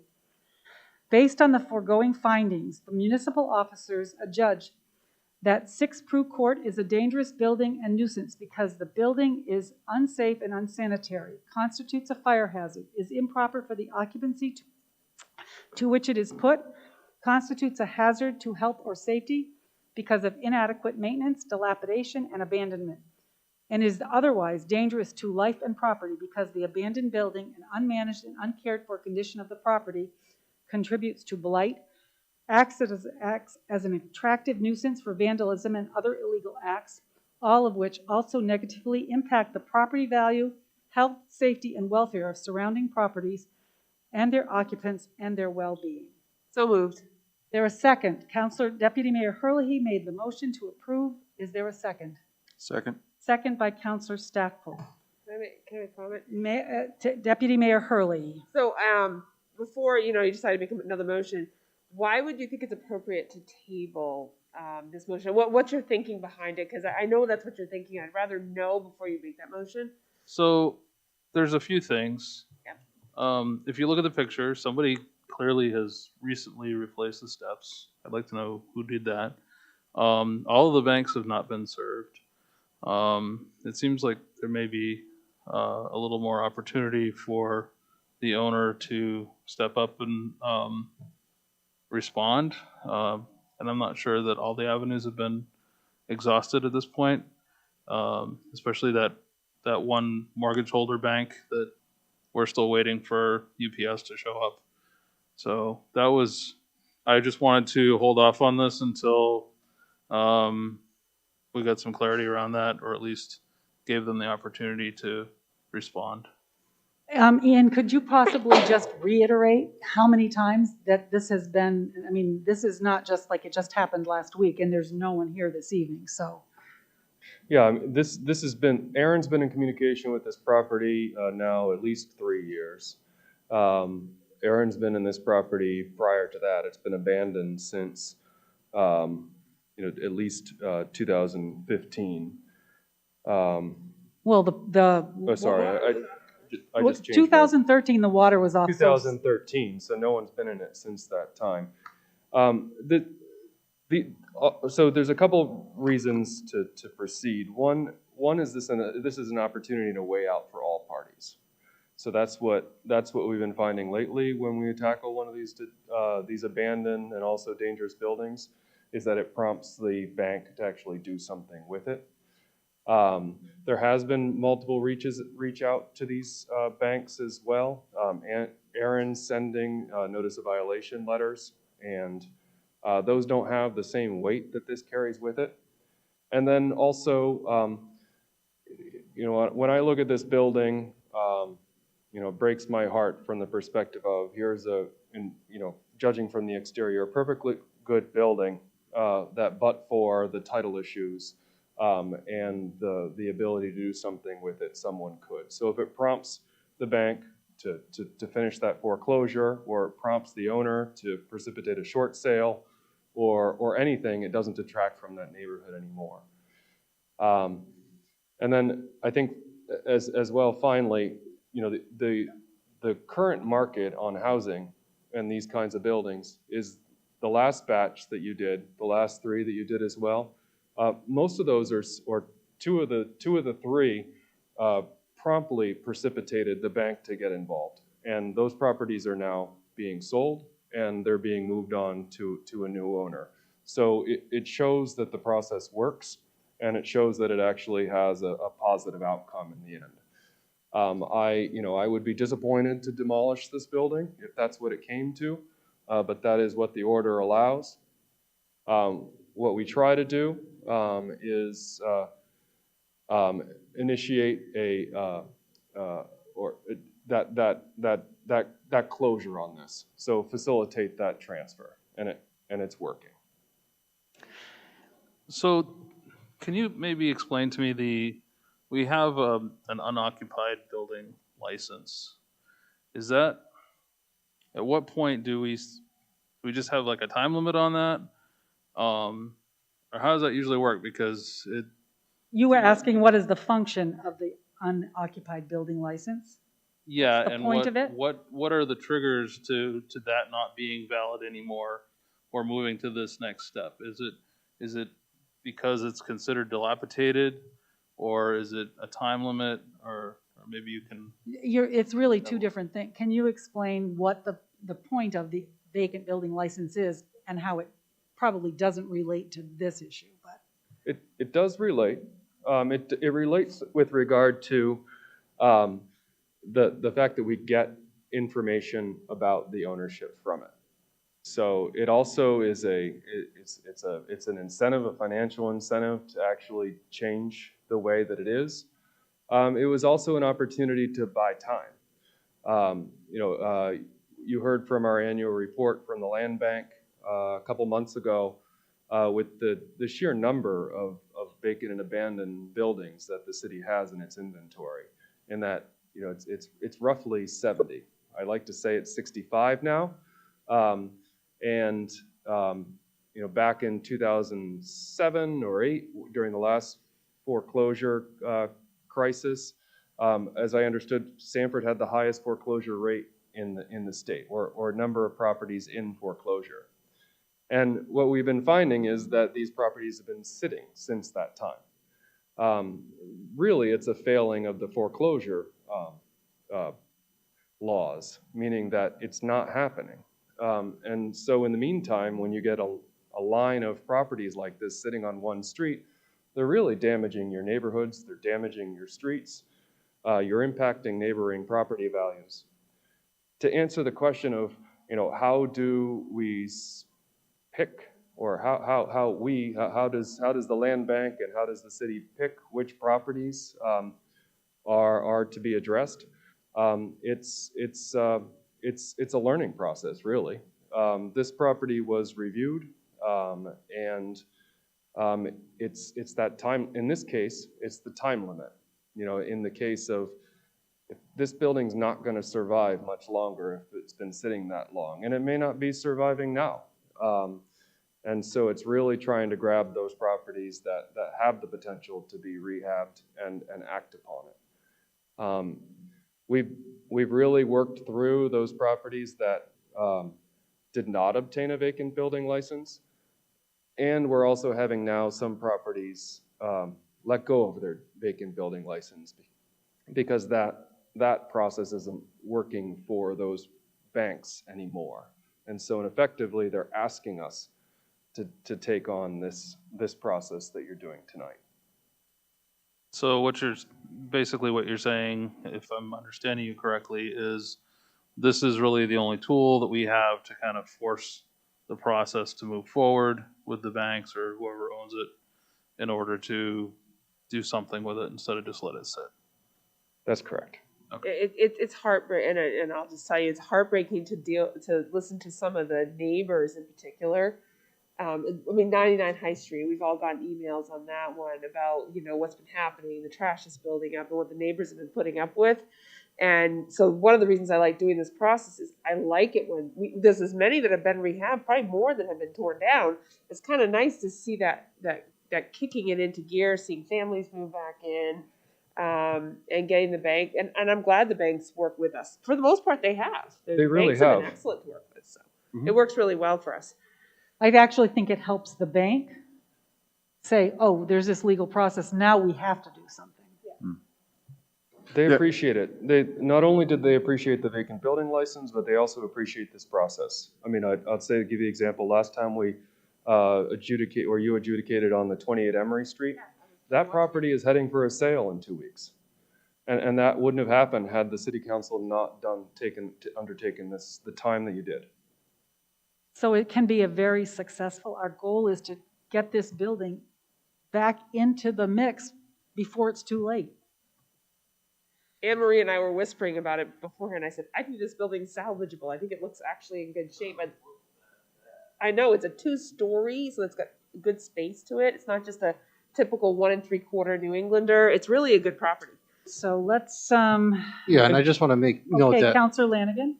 that our first mission isn't to go in with a wrecking ball, right? I mean, No. there's a lot. It's rehabilitation. It's Takes a long time to get to that point. Yeah, Yeah, exactly. so to outline the process, right, so if you judge it to be a dangerous building now, you know, the next step that you're also going to carry out now is the order, or the correction order. And that talks about how that order will be delivered. It talks about what can take place between after the order is delivered. So as far as timeframes go, with the pandemic, we learned that usually in the past we had signed the orders that night, but instead we do a 2-step process to make sure that the notice is even better. So tonight, if you take those 2 actions, the next city council meeting, you'll confirm those actions. And then from there, there's 30 days after the documents are received. And in this case, we'll make sure that all parties receive those documents. This is very much a preamble to that, meaning, you know, you can see Discover Bank. Discover Bank is a credit card. GMAC is a secondary lender. Celine Finance is really the large mortgage holder. And what really ties this property up is the legal process here regarding the title when it comes down to it. There's too many holders of title. And you'll find that all the properties that you're dealing with tonight have this problem. Is the court system functioning enough at this point to be able to move things along, or is that still pretty stagnant? I know with all the COVID mess that was going on, pretty much everything was shut down, so nothing was really moving. But are you finding that this foreclosure processes and title transfers and all that are able to move forward at this point? The beauty of this process that you're doing tonight is that it avoids burdening the court, because the city council can undertake this because the law specifies that. So when we do this, you're avoiding the court. It's always been and then with regard to foreclosures in general, I say anecdotally, we're working on selling a property, 7 Norman, and I did see regarding a bankruptcy and the courts being involved. Myself, working for the city, I've been in and out of the courts a couple times regarding evictions and other issues related to some of these dangerous buildings. So I don't think I'm answering your question entirely correctly, but the courts are open for certain matters. Councillor Lanigan? Just a follow-up, Councilor Martell, is it true that the owner, the mortgage company, there is a right to appeal, and that's where they would go through more of a judicial service and take it out of our hands in this process. So there's a lot of checks and balances. It's not, we don't have the power to go in and just take property for people. People do still have their property rights, their This process still takes a long time. Long time. And there's a lot of safeties. We're dealing with still Ferris, right? That would be a legal process. Yeah, but, that's stuck in a legal process. When someone does receive their notice, when they finally receive the order that you're preparing here, we ask them for a rehab plan, and they say, so what are you going to do to change this property around? And it's regular that we'll issue a rehab plan to the bank. They say, well, in the case of 28 Emery Street, they said our rehab plan is we're going to sell it to a capable party. We're going to repair the windows and remove the tons of trash on the interior. And they carried out that rehab plan, and they're able to carry it forward. So there's lots of opportunities to do it, to save the building when it comes down to it. Okay. Is there any other discussion? Seeing none, I will, by a show of hands, we have a motion on the table and a second. All those in favor? That is unanimous of all those present. Okay, 21-383-01. This hearing is to determine whether 19 Mill Street, identified as tax map K14, lot 34, and further described in a deeds recorded in the York County Registry of Deeds at book 12199, page 175, and book 14121, page 871, and mortgages recorded at book 14717, page 666, and book 14963, page 428, is a dangerous building or a nuisance within the meaning of 17 MRSA sections 2851 to 2859, and to determine what, if any remedy is appropriate. I am on the right one, right? Yes. Okay, good. For a minute there, there was a little bit too much talking going around, so I thought something was wrong. So we will begin the hearing with the city presentation. Thank you again. So this is 19 Mill Street. It's the same question of is this building dangerous? I'll say at the onset that the City Council previously determined this property to be dangerous on February 6th of 2018. The finding and order is recorded in the book, the Registry of Deeds, at book 17658, page 772. and that order authorized only securing of the property. This was one of the properties that, under my watch at least, it was the opinion of the land bank that they wanted to try to salvage the building. We, lessons learned. We hadn't, we gave it a try, but unfortunately, time has passed, and the property has degraded to a much further extent. The owner, in this case, it's Hildegard and Jeffrey Anderson. They live in Holton, Maine currently. They abandoned the building. They've owned it since 2002, but the water has been off since July of 2017. I did notice in preparing for tonight and in the police reports, but in 2013 there was a structure fire. As listed in the police report, it was on also two separate occasions. Looked to be on February 17th and also January 19th of 13. I've been in the building when we secured it. We secured it because there were squatters entering it, and they were also vandalizing it. It's clearly abandoned. You can see from the photos there are broken windows. There's boarded windows. There's open windows. The property is unmanaged. There is a property company. You can see sometimes a tarp has been put on. Sometimes the yard will be managed. But at this point, the building is failing. Multiple systems are failing.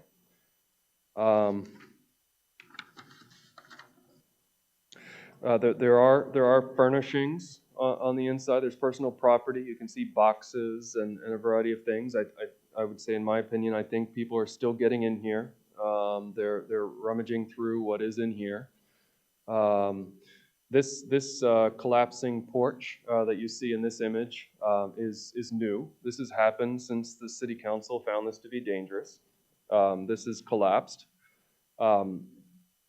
Aaron has notified the owner and parties of interest of this additional failings.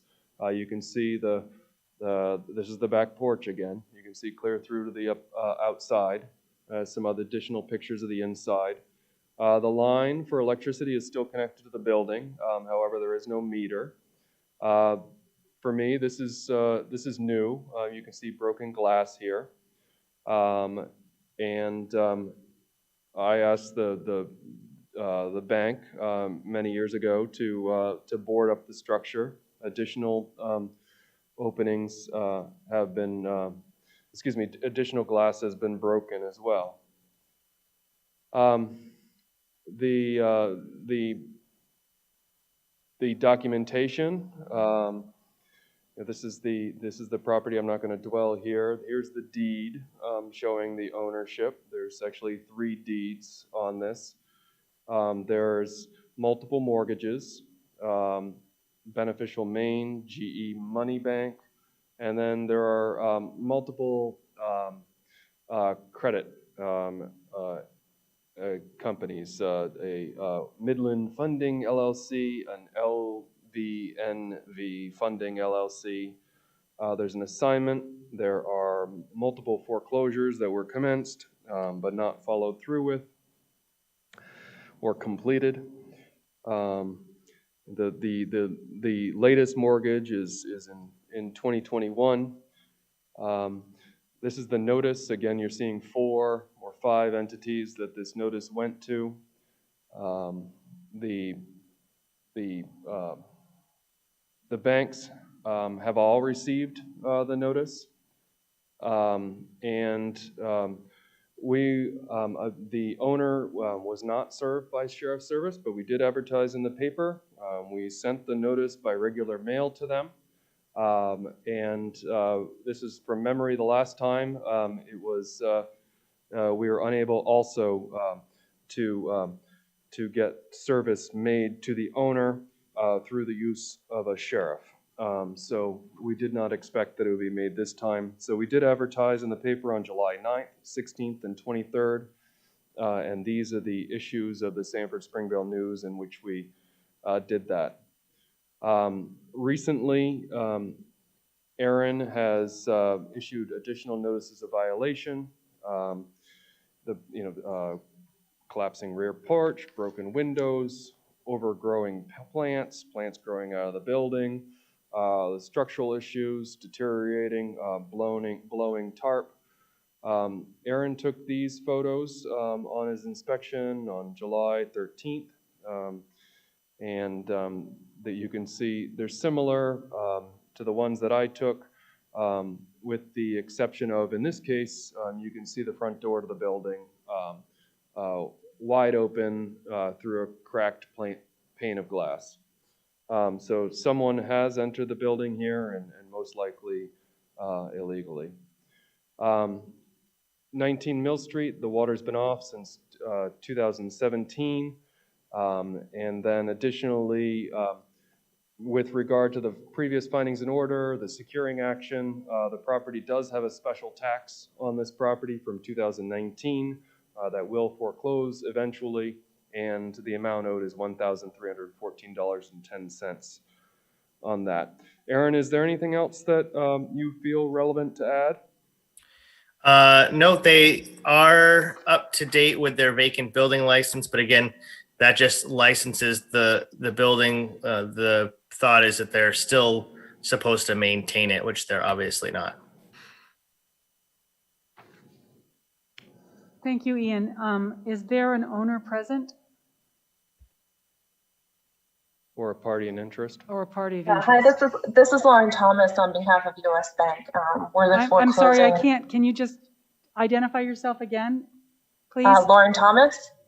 Are you involved with this property? Are you a I am an here owner? for US Bank, yes. We US are the Bank, she said. Oh, from US foreclosing. Bank. Excellent, thank you.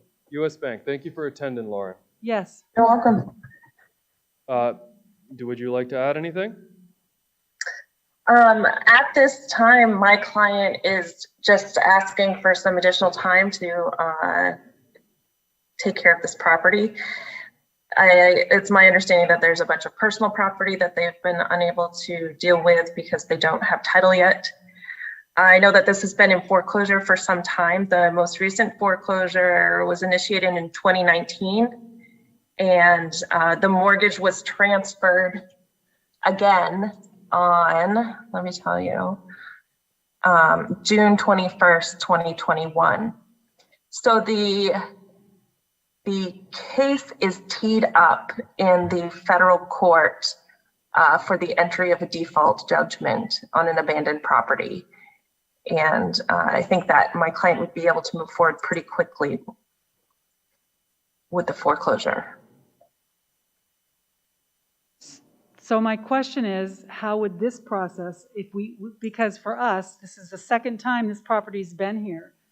And I'm not inclined to wait because that could be part of the whole process of going. I mean, I just feel like we just can't leave this hanging out there because for all we know, something else could happen and we'd be here in 3 more years with the same property, only in worse shape. So yeah, unfortunately, I can't speak to who the mortgage servicer was at 3 years ago. I just know who is the mortgage servicer now and who has the responsibilities of property preservation. Okay, thank you. Ian, can you explain to me how that information impacts what we're doing here today? Yeah. I don't think it does, and I will ask Lauren as well. You just mentioned personal property. You said you're having trouble with the personal property inside? No, it was my understanding that there was some personal property outside that was being moved indoors in order to get it out of the front yard and from the porch, but that they couldn't dispose of it because they didn't have title to the property yet. So it was just moved inside. Okay. Now, I'll just say that if you did carry out this process, we've been very successful locally in because if this order takes effect, we are able to deal with personal property in cases where banks are not. Okay. And Yep. so that's, we all want the building to be salvaged. I think I think that's unfortunately a big question mark on this one at this time. But at least in the short term, we would gladly, I'd say this, if it was to be accepted, if it was to be found dangerous tonight and it was to proceed through the process, we would welcome a rehab plan from US Bank or any mortgage company.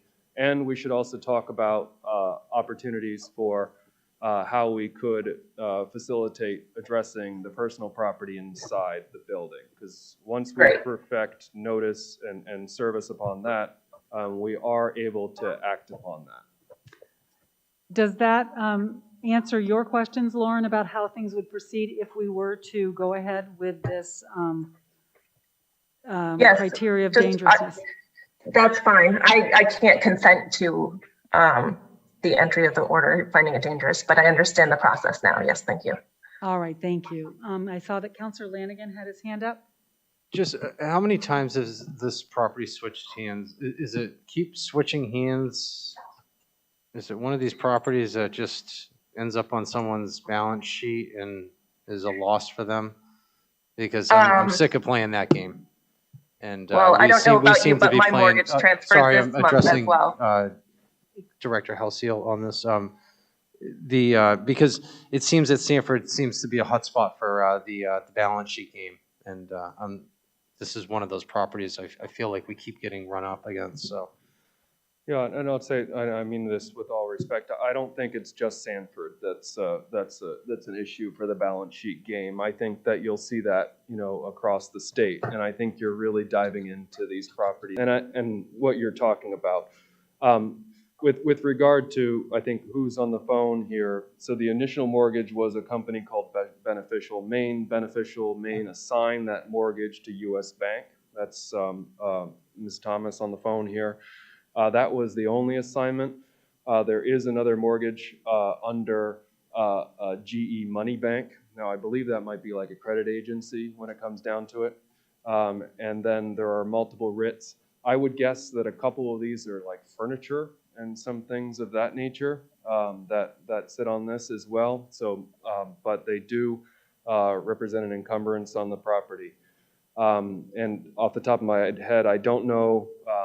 Well, I see in the foreclosure that was commenced in 2020 was by U.S. National Bank, Ms. Thomas, and then again also U.S. Bank. So they are doing their best to foreclose. I wouldn't advise giving them more time. I would suggest that you proceed with a dangerous building order, and then after it's found dangerous, work with them to help them facilitate that foreclosure then. And any other property maintenance issues or other things that we can help with to close it out. If I Councilor Lanigan, go sorry, ahead. just to follow up to that is the only concern I have is we're helping facilitate the moving on of this property. Are they tied to rehabilitating it in that process, or are we just passing it on to another owner that's going to get us back into this process on this property in another couple of years? We like to get a rehab plan, and that's what we work with U.S. Bank. The stopgap on this is, you do have a lien on this property. The city has a lien on this property at this point. So there is a time frame. So it might be beneficial for a property like this to tear it down and. That is a possibility as well. I just want to, and I hadn't mentioned at this point, but the siding is asbestos, so that represents a cost. But we've been selling some of these properties that have been demolished, and they are without the buildings going for market rate. So it's in that case sometimes demolition is an option. In some situations, and allowing the bank to redeem the cost and not lose. Excellent. Thank you so much. So Ian, I'm just gonna bring us back because we're in the city council question and discussion area. And unless the owner, Ms. Thomas, has anything else further that you'd like to say in this hearing process, I just want to make sure before we continue on in our discussion? No, not at this time. I just, the assignment that was put on record is to a new trust. US Bank is the trustee of the trust. And that there's also a third party that's servicing this loan. So just to keep the parties clear here. Okay, thank you. Counselors, any other discussion by the council? Anything else that you'd like to add, Director Halsey? Then I will close this hearing. 21-384-01.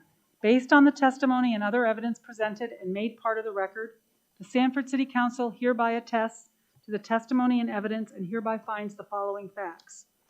A, the owner has owned the single dwelling unit building, the property, since 2002, but abandoned the building, inappropriately allowing a single family dwelling to be used for no purpose other than a nuisance to the surrounding neighborhood. B, the Sanford City Council previously determined the property to be a dangerous building on February 6, 2018. The findings and order recorded in the York County Registry of Deeds at Book 17658, page 772, authorizing securing of the property, and on or about April 9, 2018, the city carried out a securing action against squatters and vandals at the property. C, the building is abandoned as evidenced by no water service to the building since July 2017, and therefore no habitable occupancy since that time. Doors and windows are broken, boarded, and open, and the property is generally unmanaged and unmaintained and is therefore inviting to trespassers and vandals and therefore unsafe. Personal property and furnishings indicating habitable occupancy are absent from the property, and any remaining personal property is damaged or unusable and generally describable as junk, debris, household trash, and possibly hazardous, and is a fire hazard and is unsanitary. The building and property is deteriorating so as to constitute a threat to public health and safety. A mortgagee initiated foreclosure proceedings in January 2021 and has taken steps to take possession of the property, but has not completed that process to date. As of July 26, 2021, a $1,314.10 special tax assessment is outstanding, indicating that the property is abandoned and unmaintained. Electrical power remains connected to the building with no electrical meters present on the building. D, the building is dilapidated as evidenced by plant overgrowth, missing siding, missing windows, broken doors, deteriorated decks and exterior stairs, collapsed roof, failed roofing, and unsecured building material.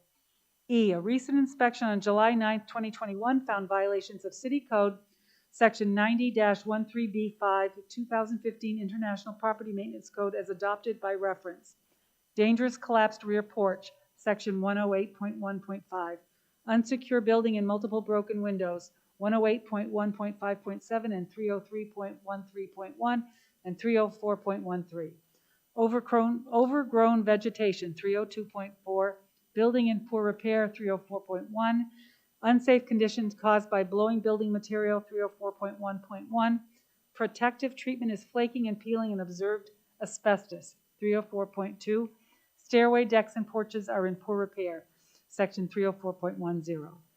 Based on the foregoing findings, the municipal officers adjudge that 19 Mill Street is a dangerous building and nuisance because the building is unsafe and unsanitary, constitutes a fire hazard, is improper for the occupancy to which it is put, constitutes a hazard to health or safety because of inadequate maintenance, dilapidation, and abandonment, and is otherwise dangerous to life and property because the abandoned building and unmanaged and uncared for condition of the property contributes to blight, acts as an attractive nuisance for vandalism and other illegal acts, all of which also negatively impact the property value, health, safety, and welfare of surrounding properties and their occupants and their well-being. Do I have a motion to approve? So moved. Motion by Deputy Mayor Herlihy. Is there a second? Second. Second by Councilor Martell. And I'm just going to, before we vote, Councilor Martell, I just had a note that when you speak, you need to speak right into your mic because for some reason you're not being as clear, and I'd hate for people not to hear what you're saying at home. Okay, thank you. In the future. Thank you. We have a motion and a second. Any other discussion? Seeing none, by a show of hands, all those in favor? That is unanimous of all those present. Thank you.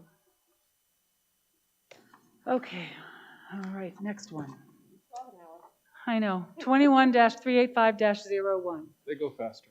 I know. This hearing is to determine whether 27 Wilson Street, identified as tax map H31, Lot 4, and further described in a deed recorded in the York County Registry of Deeds at Book 14590, page 573, and mortgage is recorded at Book 14590, page 575, and Book 15198, page 399, is a dangerous building or a nuisance within the meaning of 17 MRSA sections 2851 to 2859, and to determine what, if any, remedy is appropriate. Director Halseal, the city's presentation. Yes, thank you again.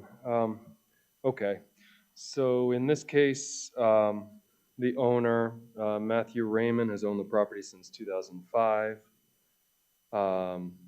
Abandoned it appears to be after November 2010. I'll bring up the photos here for you. It's located on Wilson Street towards the end. In this case, you're seeing it back in 2017, an aerial photograph showing the backyard is mowed. Property maintenance company owning it. That just to start off with, these are photos that Aaron took recently. You're seeing a door wide open here, multiple boardings. I'll say just that window right there at the time that Aaron took these photos in July, on July 19th of this year.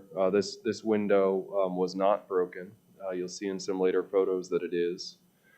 And other photos, broken glass, that's what some of these pictures are, and Aaron's measuring the height of the grass here. You can see a lot of the failing roof in this case. And he's also taken pictures showing, I think, missing ceiling in the front porch area. The picture of what it looks like, I believe, from putting your head in the door and taking a picture down into the basement. And then this looks to be a blown out television that's in that garage area. Piles of trash in the front porch area, and again, additional broken glass spread around the yard. These are the photos that I took on the 28th of July. This is a front photo of the house here.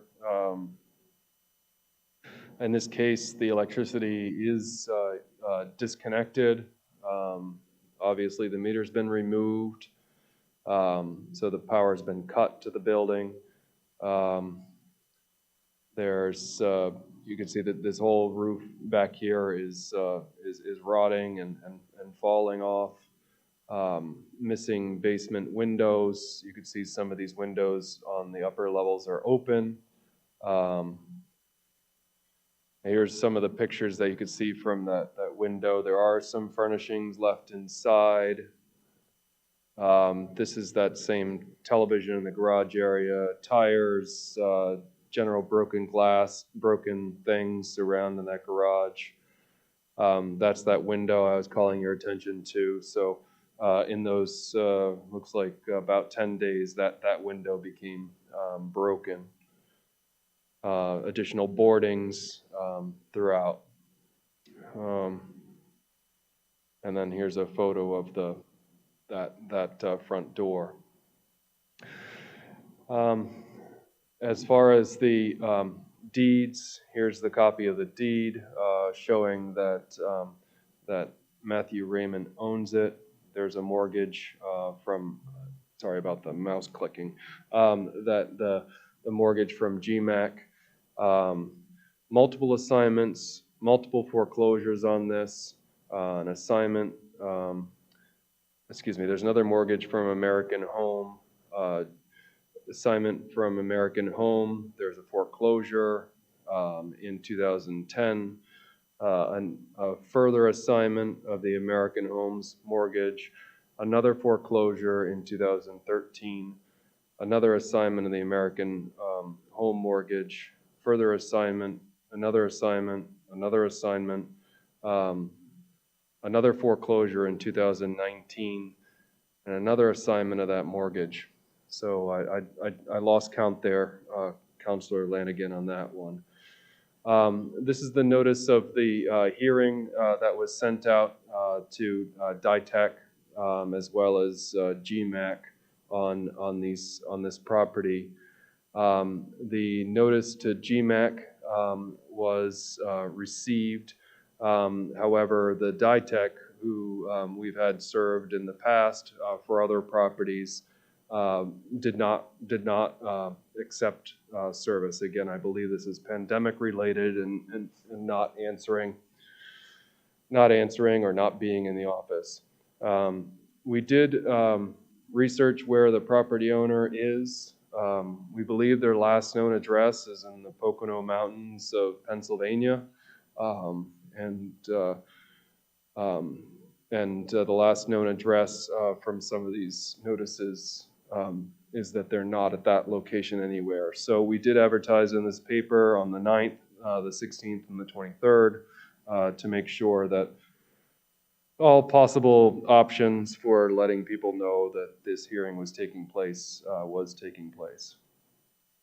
Aaron's been following up on this. In this case, generally, I think it's semi-responsive property maintenance on a vacant building license. Aaron followed up on inspections on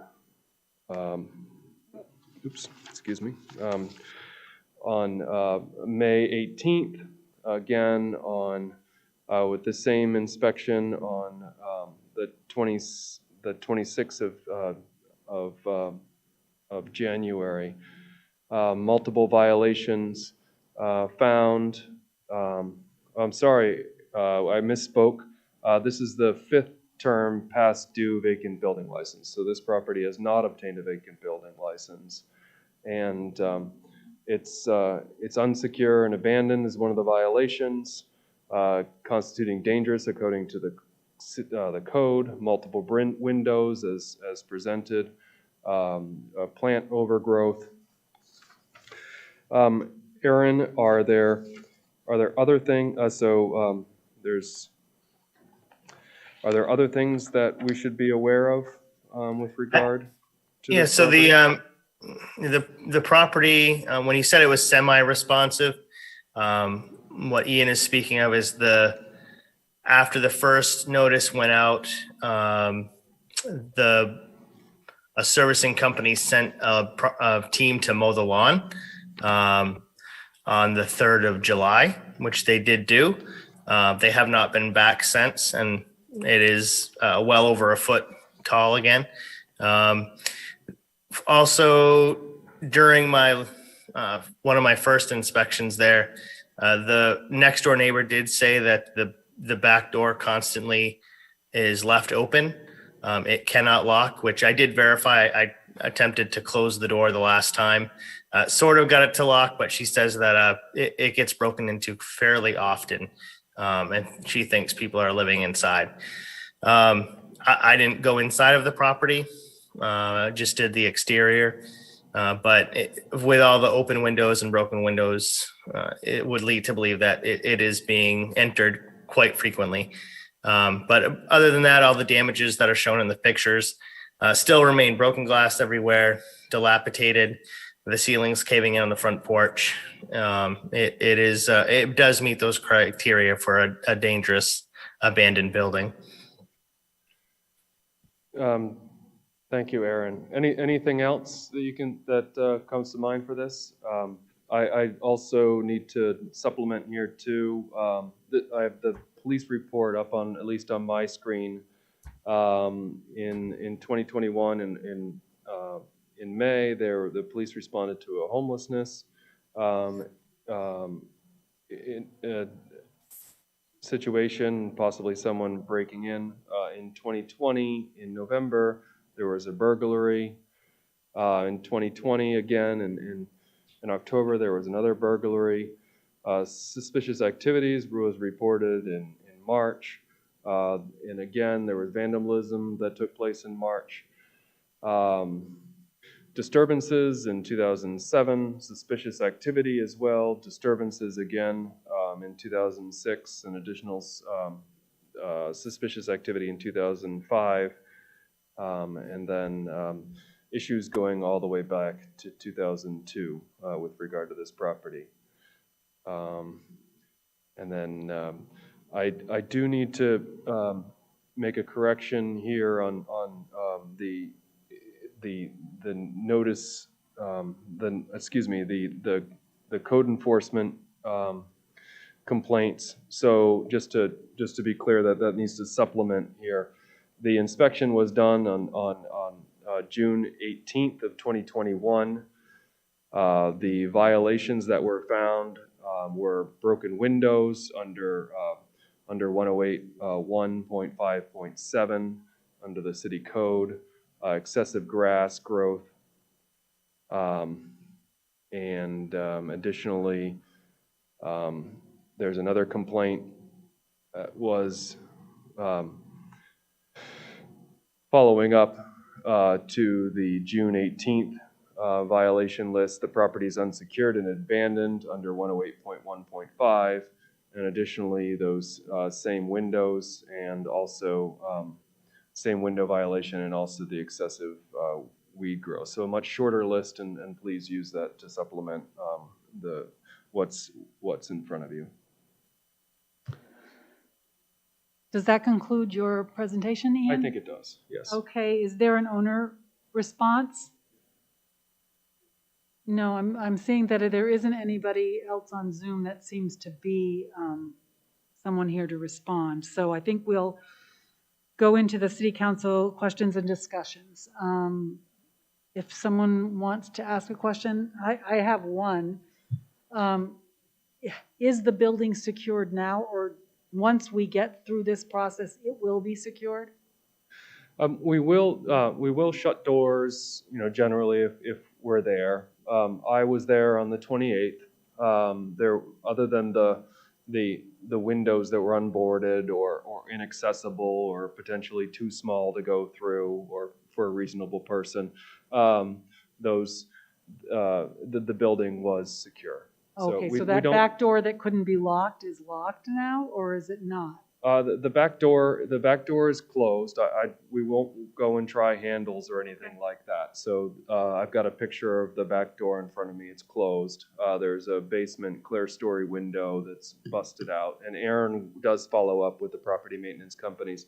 Aaron, you also told me that you had additional follow-up with the property maintenance company after these notices were sent. Could you elaborate on what you asked them to do? Yeah, so they did email me asking if they complied with the notice of violation. I did thank the preservation company for mowing the lawn. Stated that, again, it was still overgrown because it was done only once during the month.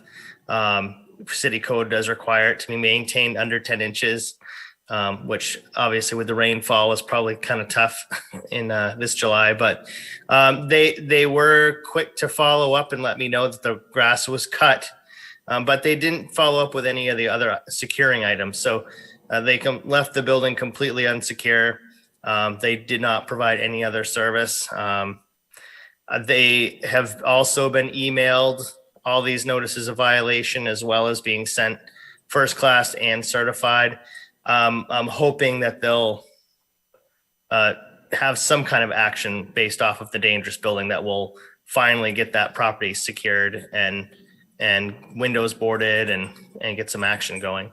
But that was the contact that I had with them. Again, complaints from neighbors on this one about people entering the property is a big concern. And this is another one that in my previous employment, I did inspect and had been inside, and nothing's really ever been cleaned out or changed. That TV has been there since it went vacant. So it's been quite a while. They have not cleaned out the property at all. So Aaron, we'll follow up separately to make sure. I'm looking at the pictures here, and I see one window in particular that gives me concern of access. That we should get boarded sooner rather than later. Yeah, the one above the garage, I think, is probably the main point. Yes, thanks. Okay, thank you. Any other questions from councilors? Councilor Lanigan. So what is preventing us from going in and having the bottom floor boarded up after this process goes through? Is So- there any prevent, I mean, I know it would come out of land bank funds, but it would be recouped, you know, via lien or whatnot through our actions. Is there anything preventing us from doing that? I know firefighters are allowed to have houses boarded up after a fire for public safety reason. Is there any avenue for the city to have that done? Yes. To at least alleviate the pressure on the neighbors? Yes. So Aaron and I will follow up on this and ensure that that's boarded in a very timely manner. Okay, excellent. Any other questions from counselors? Seeing none, I'm going to close the hearing. 21-386-01, based on the testimony and other evidence presented and made part of the record, Sanford City Council hereby attests to the testimony and evidence and hereby finds the following facts. A, the owner has owned the single dwelling unit building, the property, since 2005, but abandoned the building, inappropriately allowing a single family dwelling to be used for no purpose other than a nuisance to the surrounding neighborhood. B, the building is abandoned as evidenced by no water service to the building since November 2010, and therefore no habitable occupancy since that time. Doors and windows are broken, boarded, and open, and the property is generally unmanaged and unmaintained and is therefore inviting to trespassers and vandals and therefore unsafe. Personal property and furnishings indicate habitable occupancy are absent from the property. Any remaining personal property is damaged or unusable and generally describable as junk, debris, household trash, and possibly hazardous, and is a fire hazard and is unsanitary. The building and property is deteriorating so as to constitute a threat to public health and safety. A mortgagee initiated foreclosure proceedings in July 2010 and has taken steps to take possession of the property, but has not completed that process to date. Electrical power is disconnected to the building with no electrical meters present on the building. The building is dilapidated as evidenced by plant overgrowth, missing broken and boarded windows, deteriorated exterior stairs, and deteriorated roof. D, inspections on July 9th, 2021 found violations of City Code Section 90-13B5 2015 International Property Maintenance Code is adopted by reference. Dangerous collapsed rear porch, Section 108.1.5, unsecured building and multiple broken windows, 108.1.5.7 and 303.13.1 and 304.13. Overgrown vegetation, 302.4, building in poor repair, 304.1, unsafe condition caused by blowing building material, 304.1.1. Protective treatment is flaking and peeling and observed asbestos, 304.2. Stairways, decks, and porches are in poor repair, 304.10. Oh shoot, am I reading the wrong one? That's okay. It has all those How did problems. You know, I'm sorry, but that's the one that was next in this list. I was hoping that it was briefer, but that's comprehensive. I'm sorry. No, It that's still perfectly, covers it, that's right? perfectly fine. Well, it's just that I'm looking at it Oof. going, wait a minute. Based on the foregoing findings, the municipal officer, the judge, that 27 Wilson Street is a dangerous building and nuisance because the building is unsafe and unsanitary, constitutes a fire hazard, and is improper for the occupancy to which it is put, constitutes a hazard to health or safety because of inadequate maintenance, dilapidation, and abandonment, and is otherwise dangerous to life and property because the abandoned building and unmanaged and uncared for condition of the property contributes to blight, acts as an attractive nuisance for vandals and other illegal acts, all of which also negatively impact the property value, health, safety, and welfare of surrounding properties and their occupants and well-being. Is there a motion to approve? Moved? Second. A motion by Councilor Lanigan, a second by Deputy Mayor Herlihy. Any more discussion? All those in favor by a show of hands? Motion passes unanimously. I am seriously trying to make sure I have the right ones next time. I don't know how that one goes. No, that was, I that know, was, I'm that on was 99. my mistake. Well, it was not my mistake. No, it was my mistake. Thank you. Yep, no, Thank I you need for to make that correction. So, taking that off my shoulders. I Yep. appreciate that, Ian. nope, that's me. Thought I was going a little crazy. Okay, 21-387-01. This hearing is to determine whether 99 High Street, identified as tax map H29, lot 56, and further described in a deed recorded in the York County Registry of Deeds at book 17511, page 20, and mortgage recorded at book 17511, page 22, is a dangerous building or a nuisance within the meaning of 17 MRSA sections 2851 to 2859 and to determine what, if any, remedy is appropriate. In the city presentation, please. Thank you. I'm seriously. In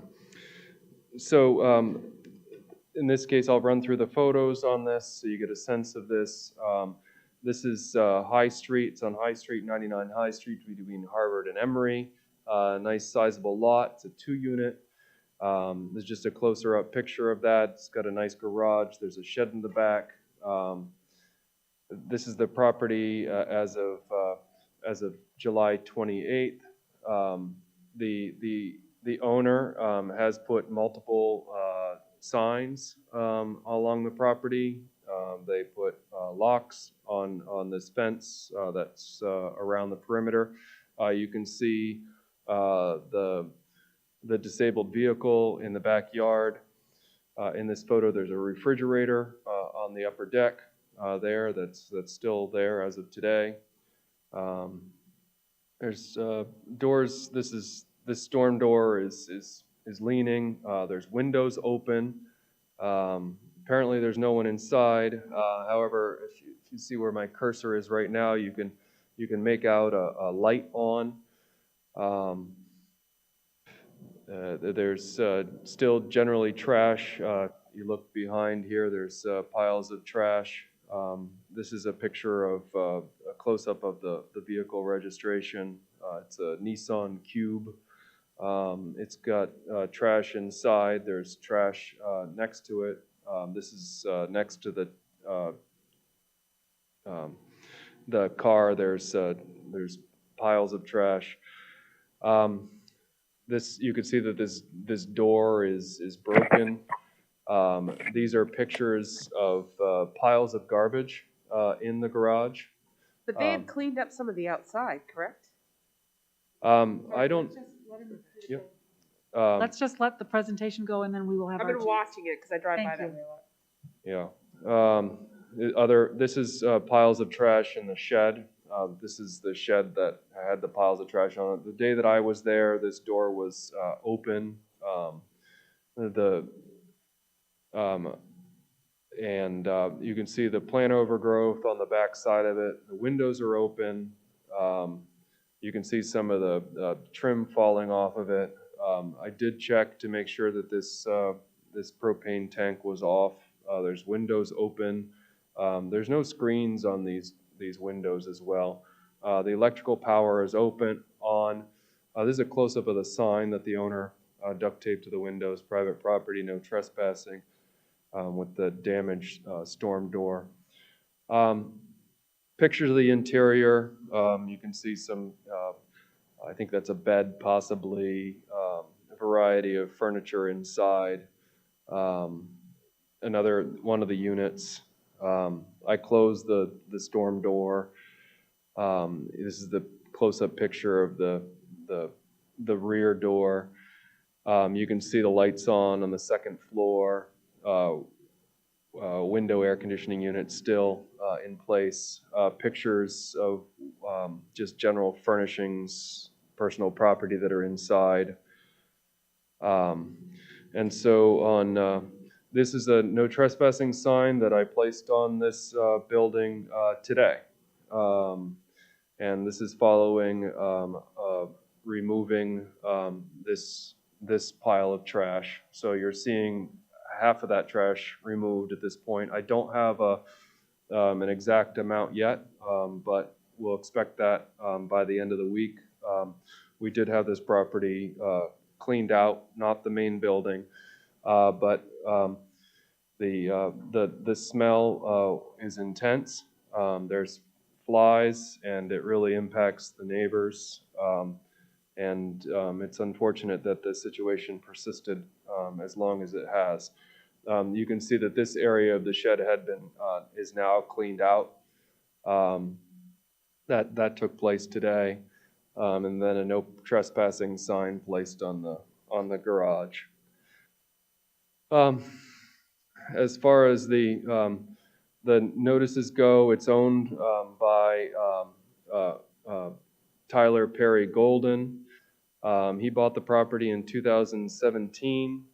This is the deed. He has a mortgage that initiated with Bangor Savings Bank. It was assigned to a company, Freedom Mortgage Corporation. This is the notice to both those parties about it. This notice was served by the sheriff at Tyler's, as he has told me, his home. This was received by, looked to be a Herb Golden at 141 Old Post Road in Arundel on July 20th. The notice went to Freedom Mortgage Corporation, and again, as typical with these right now, it went out on the 8th, and we're still waiting confirmation of delivery. So we did advertise in the newspaper for 3 successive weeks on the 9th, the 16th, and the 23rd. And then additionally, this is the notice of securing. This was carried out, or this was acted upon on, on July 28th, when I went to document the property. Is very unsanitary. It smelled, as I mentioned. The doors to the garage and doors to the building were open. Windows were on, lights were on. You could smell the trash. There were flies. The shed door was open and unlocked. There was a vehicle in the yard. Doors were locked, pulled shut, and the garage door was closed. The household waste was excessive, and so we scheduled a cleanup, and that occurred today. This property is a 2-unit. It possibly had tenants in it. It's a group of properties that we were unsure as to whether or not were rental because Mr. Golden had indicated that he lived there. So we were working to determine whether or not he did own the property. We've sent him multiple notices for failure to license. These are the most recent ones in 2019. Additional ones that were sent were determinations of use. So we've been working with the Code Enforcement Office and the Assessing Office to determine whether or not this property was even being rented at all. This property has never obtained a rental license. We've had no way to contact Mr. Golden until this time. So there are multiple notice of violations regarding vacancy, regarding rental that Aaron's been following up on. And then in 2020, so this is last August, it was evident that it wasn't being maintained. Weeds were overgrown. There were inoperable motor vehicles on the property, not just one, there were 2. And then there were piles of trash on the property as well. So we've been trying to reach out to Mr. Golden. We reached out to the current tenants as well as the mortgage companies to get this property, the current situation resolved. In this case, similar issues regarding vacancy. Similar issues regarding unmaintained situations, including the inoperable motor vehicles in the yard. In June of 2021, there were still unlicensed motor vehicles in the yard, and it looks to be as if some of the property has begun to be maintained. And then additionally, these are some of the pictures regarding the condition. Councilor Hurley, the trash that you're speaking about was a pile off the side of the building. This is one of the vehicles. There was another vehicle parked in the garage. I think it was a Volvo, which is now gone. You can see some of other building material laying next to the building. And those are the photos. And then pursuant to the code, Aaron did order the property vacated today as well, and the property is posted against occupancy. There are multiple reports of police, or there have been multiple instances of police involvement on this property. As a matter of fact, I counted over 20 responses of complaints of illegal acts being made to being complaints of illegal acts and follow-ups on those. And there was actually, it seems to be multiple arrests that were also made on this property.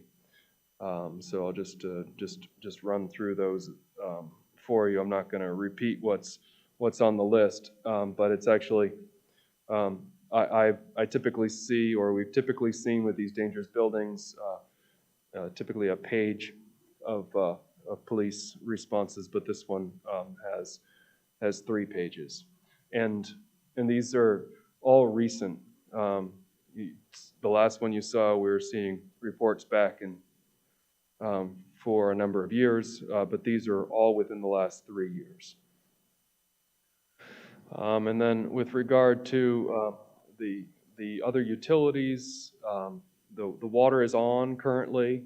There's a balance of approximately $200. The sewer balance is just about $850. Electricity's on, as I mentioned, and there's no outstanding balance. Primarily, this property, I wish you could hear it from the owner about what has taken place. I mean, although that they owned it in 2007, I did speak with him a couple of weeks ago, and he really imparted to me that he walked away, and he wasn't very clear as to why. He suggested that once COVID hit, I just walked away, and he hasn't managed it. He's allowed it. He's allowed the situation on the property to really impact the neighbors. I can't imagine how awful this has been.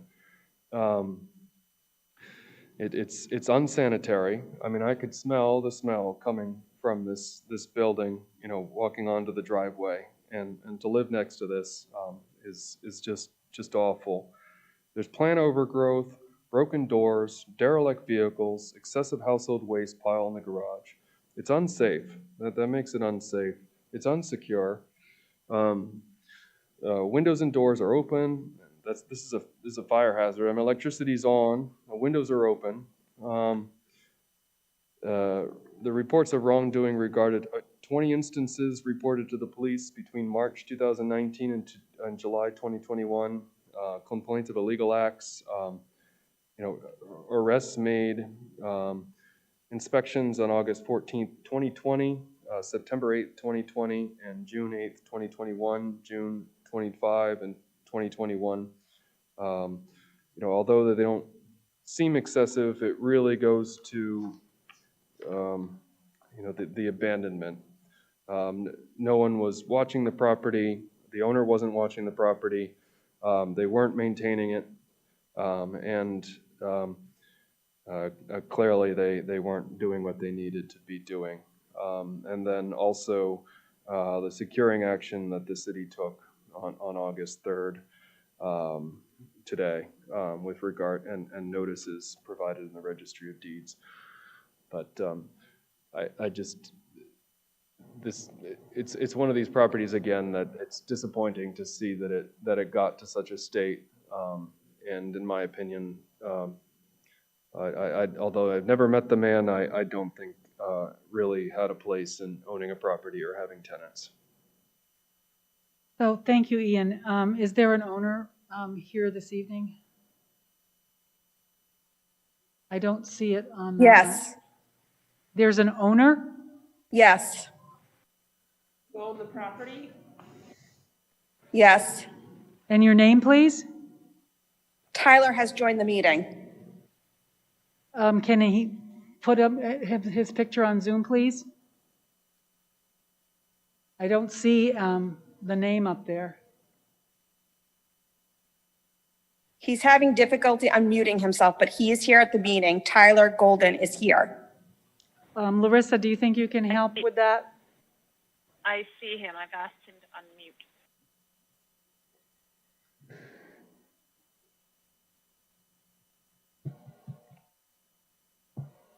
Is it *9 to unmute, or is it *6?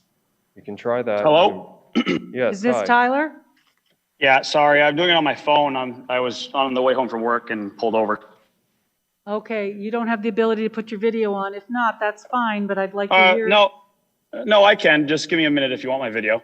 Well, I'm in the I truck, like to so see it's who kind I'm of. talking to. Yeah, no, that's fine. 1 second. Zoom.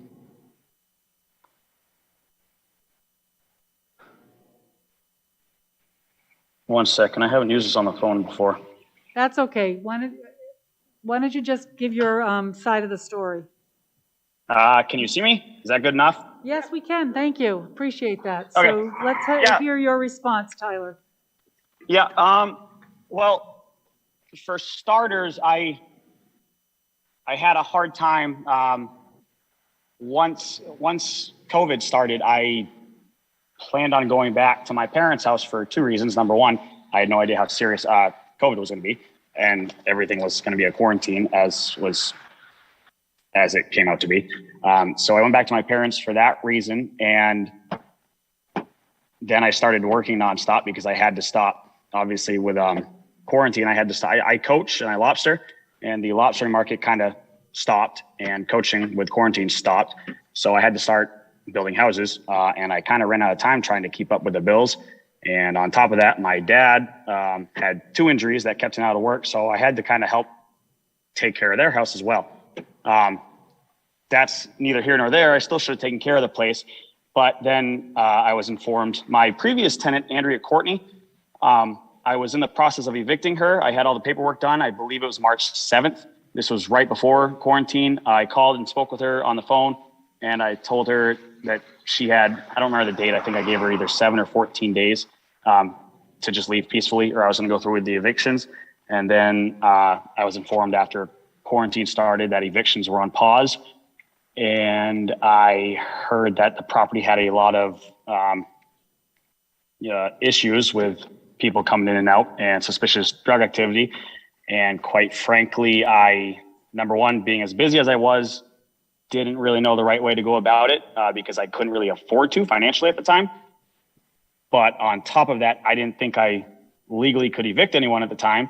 And I didn't really want to seem like whatever activity was going on, I didn't really want to seem like I was involved with it. So I guess that's that. I have not done much because, like I said, I'm very, very, very busy. I can't afford to take time off right now. But I have gotten over there. I have called about a dumpster. My plan was to just get a dumpster dropped off on the driveway and put everything in the dumpster and have it carted off. But I called 2 people and I couldn't get one as soon as I planned on it. But I never intended, Ian, we spoke on the phone and I never said I let the place go. You actually asked me that and I said, no, I was not letting it go. I just left for the time being and I did not know how to handle the issue. It's not the right way to handle it, but that's what I did. Thank you. Don't think that really, just from my perspective, I heard a lot of, you understand what excuses. Yeah, no. There's a lot of problems this building has created for the neighborhood. No, I 100% agree. So you acknowledge everyone's had that? to deal with. Oh, 100%. I'm not going to deny that one bit. But I was under the impression by several different people that I wasn't able to evict anyone. So I didn't, from my perspective, I didn't want to go over there and make a mess and make them destroy the property more than it was already destroyed. The neighbors have put up with a lot, and I do feel bad about that. But what I was worried about is having more damage done to the property than there already was, because I was under the impression that I was not able to evict anyone from I mean, that was a federal thing. It was a state thing. I was informed in June that it was being extended, but then I called the cops because I heard they were also in my unit, and the cops came on the property with me. I asked if we go into the downstairs unit, and they said that was not legally allowed. So they used a battering ram to get into my unit, got the place searched out. And then later on that night, I called the cops because I was told by the neighbors that they were trying to break back in. And then the cops called me back, I think an hour and a half or so later, telling me they got everyone off the property. So I've just been very confused because I've been told by quite a few people I wasn't able to evict anyone. And then I've been told by the cops, they told me they couldn't evict anyone, but then they told me they've been doing evictions.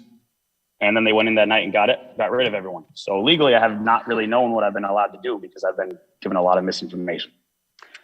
Thank you. Ian, the building is currently empty, correct? I don't know whether You the don't building know. is No one empty or knows if not. it's empty. No, I have no idea. Okay, fine. I was over there 2 weeks ago and there was no one in it at all. I got everything locked up. The building is not locked up. It is not locked up. No, not the building. So does anyone want to hear from the chief in the part of the city's response? I mean, do we need to hear anything from Chief Anderson about, because he did say something about the police? Can Okay. I just ask Tyler a question? Absolutely. Go ahead, Councilor Lanigan. Tyler, this is Councilor Lanigan. Thank you very much. During the time period that you weren't able to evict your tenant, were you able to collect rent from the rental assistance reimbursement programs that we're running? No, because again, every little bit of research I did, I was under the impression that she has to initiate that, which in my opinion doesn't really make any sense because how many tenants knew they didn't have to pay after quarantine happened? So I'm out a lot of money because of that too. So and the only reason I'm asking that is there is a little bit of that going on with not being able to evict people or hold any sort of liability over their head, and I just don't. It doesn't look good on your part, like allowing it to be that dirty. It's not very good neighbor. Oh yeah, no, I 100% agree. But I also wanted to make sure that you weren't capitalizing on these programs, not evicting. No. If that was the case, I would have the place. If I could get all the back rent I was owed, I'd be working on the place right now. Okay. And I don't know if there's programs available like that currently to maybe help him to recoup some of that so he can get this cleaned up a little quicker. But not yet that I know of. Because I've been trying to look. Do you have a response to what the owner has said in terms of, because it doesn't seem to me that, honestly, I'll just be honest, sounds like a lot of excuses in a building that a lot of issues have been going on. And I don't think the issue is that he couldn't evict anybody, but can you elaborate on that at all from our perspective, from the city? Because this has been an ongoing, I looked at the list of the calls from the police and the calls from neighbors, and we've had them, so. First off, there's an obligation to get a rental license. If we had that information, then we could do a better job of communicating with him. So there was never a vacant. Never a rental license. Never a rental license. So that's been multiple years. It's set up in the property is set up in such a way that it appears as if he lives there. So it's never been clear to us that he lived anywhere else. Because a duplex with owner occupied does not need a rental license, correct? Well, you really should be licensing the portion of the building that is rented. But as far as our license go in the city, I don't want to, what they should do and shouldn't do in gray area. By the letter of the law, a duplex with an owner occupied does not need a rental license, correct? They don't need a license for the portion of the building that they occupy. But if they have a tenant that's not family, then they need to obtain a rental license. So I'll give you an example. I have a two-family on Main Street. My cousin lived in it until recently, and so I didn't have to get she's an owner in townhouse, so I didn't have to get a rental license for the front unit, just the back unit. But you do have to get a rental license for the unit that is non-owner occupied. Okay. So there's that first. The building is not locked up. We talked about the windows being open. There's the refrigerator up on the roof. There's lights on. as visiting the property, there could be people there, there might not be. I really couldn't tell you. That's, you know, I'm not going into a building, you know, in that case, I'm not gonna knock on it and find out. I've been a tenant in the past. I'll give you a personal example. You know, you expect your owner, the owner of the property to come and visit. You know, usually, you know, the owner will come once a month. And when they see a pile of trash in your front yard, they're going to tell you to clean it up, or they're going to ask you to leave. This not only has trash in the front yard, it has abandoned vehicles in the yard. I'm surprised. I was very surprised last week going to visit this property and seeing flies come out of the garage. Like, that's as far as I've ever been on that property until that time.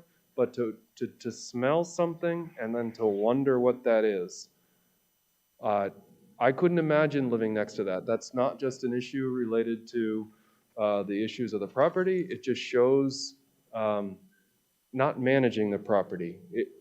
It's more, it's not necessarily an excuse. It's, you know, it's not a failure to evict. It's just a failure to manage the property that you own. It's neglect. It's neglect. And I'll ask a question. You put it on, Tyler, you put this property on the market. Why did you take it off? I'm sorry? I remember this property being on the market during 2020, 2021. No, not once did I put this on the market. That's not true. No, I bought the place, I believe it was 2017. I plan on selling as soon as I can get the place fixed up, but I have not put it on the market once, no. Okay, let's see. So we've heard from the owner, we've heard the city. Are there any other people who have standing in the property to speak? Because let me just ask you this for sure. We've heard from the neighbors in the past, they don't have standing in the property. So as far as this hearing is concerned, I mean, I can't imagine, I mean, what's the process and in this type of legal hearing that we're conducting? Yep, so who has standing? Is the city, the owner may speak, and then also parties in interest. So parties in interest are those properties that have a mortgage or some fiduciary relationship to this. So in this case, to the best of our knowledge, there is a mortgage on this property. As I mentioned, it's Bangor Savings Bank with this company that bought that mortgage called Freedom Bank or something to that effect. So those are the only parties that are allowed to speak. So there's nobody here from the mortgage company then? You may. You're welcome. You can. It's the city council can decide whether or not you invite members of the public to speak. But it's not required, and I would say, and from my perspective, it's not recommended. It's really a question of whether or not the property and its management and the building itself constitutes a nuisance and is dangerous. And thanks to the neighbors for drawing attention to some of these issues. I mean, I appreciate that they stood up and did that, because that's what we need. And so my decision to move this forward, I don't think that they have anything to add that we don't already know in terms of that we need to know to make a decision on this building this evening, in my opinion. So I'm going to, unless the owner has something else to say or the city has something else to say, then I'm going to close the hearing. Aaron, I didn't invite you to speak. Is there anything else that you would like to say? I think you covered everything very well with the property condition. Just from the complaints from the neighbors, stemming all the way back from the communications from the land bank on obtaining rental licenses, and then the continued property maintenance issues. Hopefully this will be able to satisfy the needs of the property, the needs of the owner, and especially the needs of the community in that area. Thank you, Aaron. Are there any other questions before I close the hearing? I'd like to also say that, so just with regard to next steps, I think you should hear from the owner if he has anything further to say. We did have the property, the trash, at least from the garage and surrounding property, removed today. I will be having that vehicle that's in the yard also hauled away. The city is taking that step. If you find it dangerous tonight, the owner is expected to pay that cost. But there is opportunity, I think, to turn this property around. So I would suggest that if you give the owner one more opportunity to speak. Okay. Anything else you want to say, Mr. Golden? I kind of caught me off guard there. Just what I plan on getting the place cleaned up and fixing it up and getting it sold, but Did you understand trying, did you understand what Mr. Halseal just said? not really, no. Well, so we in terms of going forward, we've or already, next steps. you know, we've already cleaned up some of the trash. We cleaned up the Yes. trash, and we're cleaning Yeah, up I understand. we're cleaning up the car, and you will have to pay for that. What's his time? How many he orange has a certain trash period bags of time is to it? get you some information about his plan. So Yes, and then from there, he's eligible Okay, for I can't. a rehab plan just like everybody else. He's eligible for a rehab plan just like everybody else. Correct. When he receives his findings in order, he has 30 days to submit that rehab plan. So for how he intends to clean up this property and bring it back into habitable use. Exactly, because I want the neighbors to know that this is important to the council, and we understand what they've been going through. And I think Mr. Golden needs to understand that as well. Does that make sense to you, Mr. Golden? Yes, it does. 100%. Thank you. I will then close this hearing. 21-388-01. Based on the testimony and other evidence presented and made part of the record, the Sanford City Council hereby attests to the testimony and evidence and hereby finds the following facts. A, the owner has owned the two-dwelling unit building, the property, since 2017, but abandoned the building sometime in 2019, failing to manage the owner's property and appropriately allowing a two-family dwelling to be used for no purpose other than a nuisance to the surrounding neighborhood. B, the building is hazardous to health and safety because of inadequate maintenance and unsanitary conditions as evidenced by plant overgrowth, broken doors, derelict vehicles left in the yard, and excessive household waste piled in the garage and shed.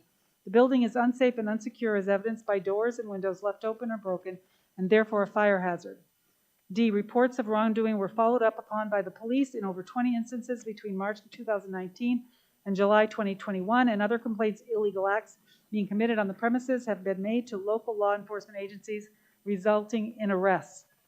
E, inspections on August 14, 2020, September 8, 2020, June 8, 2021, and June 25, 2021 found violations of City Code Section 90-13B5 2015 International Property Maintenance Code as adopted by reference. Weed growth on exterior and through doors and lawn 302.4. Multiple unregistered and dilapidated vehicles 302.8. Deteriorated and unmaintained exterior 304.1. Accumulation of rubbish and garbage 308.1. F, the building was secured pursuant to 17 MRSA Section 2856 and posted no trespassing on August 3rd, 2021 with notice recorded in the Registry of Deeds at Book 18751, page 331. Based on the foregoing findings, the municipal officers adjudge that 99 High Street is a dangerous building and nuisance because the building is unsafe and unsanitary, constitutes a fire hazard, is improper for the occupancy to which it is put, constitutes a hazard to health or safety because of inadequate maintenance and abandonment, and is otherwise dangerous to life and property because the abandoned building and unmanaged and uncared for condition of the property contributes to blight, acts as an attractive nuisance for vandalism and other illegal acts, all of which also negatively impact the property value, health, safety, and welfare of surrounding properties and their occupants and their well-being. Do I have a motion to approve? So moved. That is a motion by Councillor Lanigan. Is there a second? Second. Second by Councillor Martell. Any more discussion? Seeing none, by a show of hands, all those in favor? That is unanimous of all those present. Okay, now we are going to combine the next 4 items into one order. Is that okay, Ian? Yes. Just wanted everybody to understand. After hearing testimony and other evidence presented for 6 Prue Court under agenda item 21-381-01, 19 Mill Street under Agenda Item 21-383-01, 27 Wilson Street under Agenda Item 21-385-01, and 99 High Street under Agenda Item 21-387-01. And then making findings of fact and then adjudging 6 Prue Court under Agenda Item 21-382-01, 19 Mill Street under Agenda Item 21-384-01, 27 Wilson Street under Agenda Item 21-386-01, and 99 High Street under Agenda Item 21-388-01 to be a dangerous building and nuisance pursuant to 17 MRSA Sections 2851 to 2859. The City Council now makes the following orders to abate the nuisance and appropriate corrective actions taken. For Order 21-389-01 regarding 6 Brew Court, for Order 21-390-01 regarding 19 Mill Street, for Order 21-391-01 regarding 27 Wilson Street, for Order 21-392-01 regarding 99 High Street. It is ordered that to protect the health, safety, and welfare, the property is to be immediately secured within 24 hours. And be it further ordered that to protect the health, safety, and welfare, the nuisance is to be immediately abated by removing and disposing of any and all rubbish, debris, vehicles, equipment, household, human, hazardous waste, and dangerous materials from the property. And be it further ordered, if the owner or party in interest demonstrates the ability and willingness to satisfactorily rehabilitate the property by submitting and having a rehabilitation plan approved by the city manager within 30 days of recording this order and carrying out such rehabilitation plan in a timely manner, the order to immediately abate the nuisance may be delayed. Such rehabilitation plan must include, at a minimum, all deficiency listed as part of the findings of fact as herein set forth are corrected. The property is rehabilitated and brought into compliance with all applicable state and local codes and meets all permitting and inspection requirements, and there shall be no occupancy or use of the building until the property has been satisfactorily rehabilitated. And be it further ordered that the city clerk record this order in the York County Registry of Deeds and cause attested copies of this order to be served upon the persons as required by law. And be it further ordered that if this order is not complied with, the city manager is hereby authorized and directed to ask for bids for the abatement of the said nuisance. And be it further ordered that if this order is not timely complied with and no timely appeal is taken, the city manager may undertake the ordered corrective action at municipal expense and recover all expenses, including reasonable attorney fees, by means of a special tax or civil action. This procedure may be appealed to Superior Court pursuant to Maine Rules of Civil Procedure 80B. Is there a motion to approve? So moved. Motion by Councillor Stackpole and a second by Councillor Lanigan.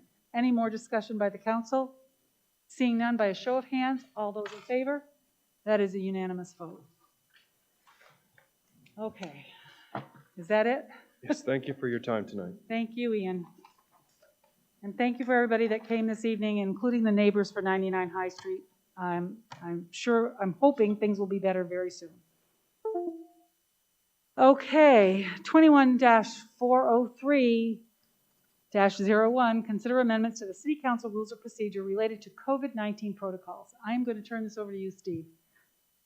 You've had a break over there. Time's over. And we are starting this item before 9 p.m., so we will try to finish this, but if we go much past 9:15, then let's, I know we said 9 o'clock, so. Oh, no, it's 9 o'clock. Thank you, Johnson.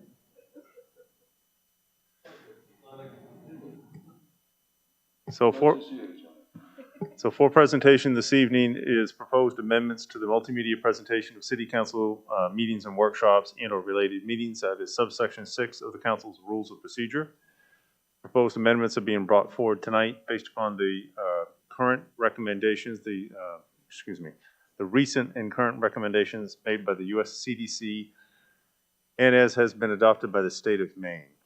So the amended sections pertain to new masking requirements or recommendations. Let me state that correctly, recommendations.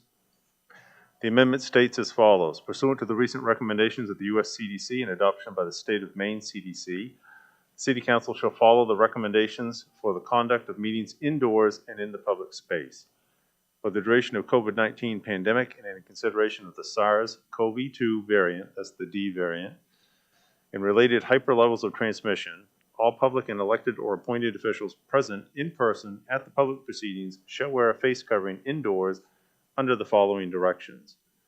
1, for meeting dates when the U.S. CDC community transmission levels for SARS-CoV-2 are low or moderate. For York County, all unvaccinated attendees must wear a face covering for the duration present at the public proceedings or indoors within the public space.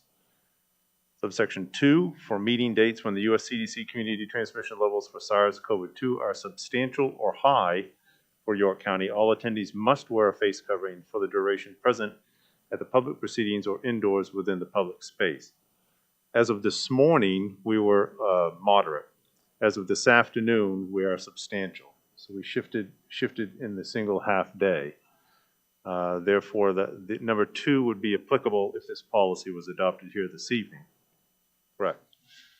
The other amendment pertains to, and again, I've reviewed this with the city's legal counsel, all the way to the last section of page of section 6. This relates to, under the state law that was passed, there is the allowance for an emergency.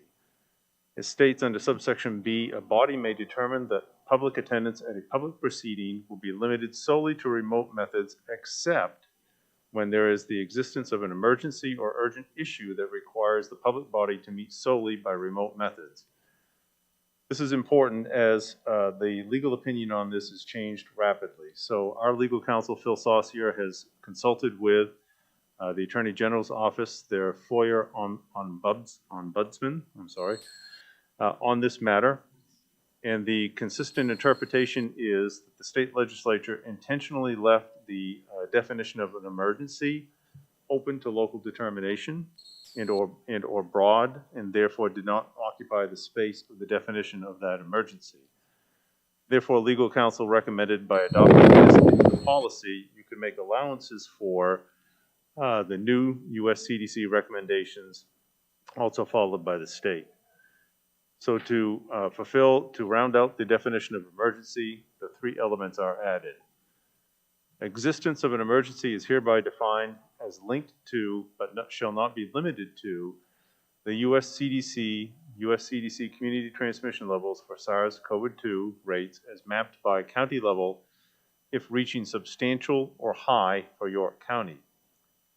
At such times, the public proceedings will revert to remote methods only in conformance with this policy.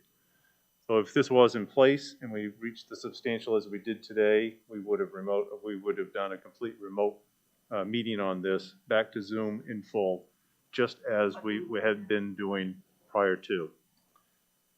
Subsection 2 would say that community transmission rates as established as moderate or low for York County, Maine shall not be considered an emergency for this section.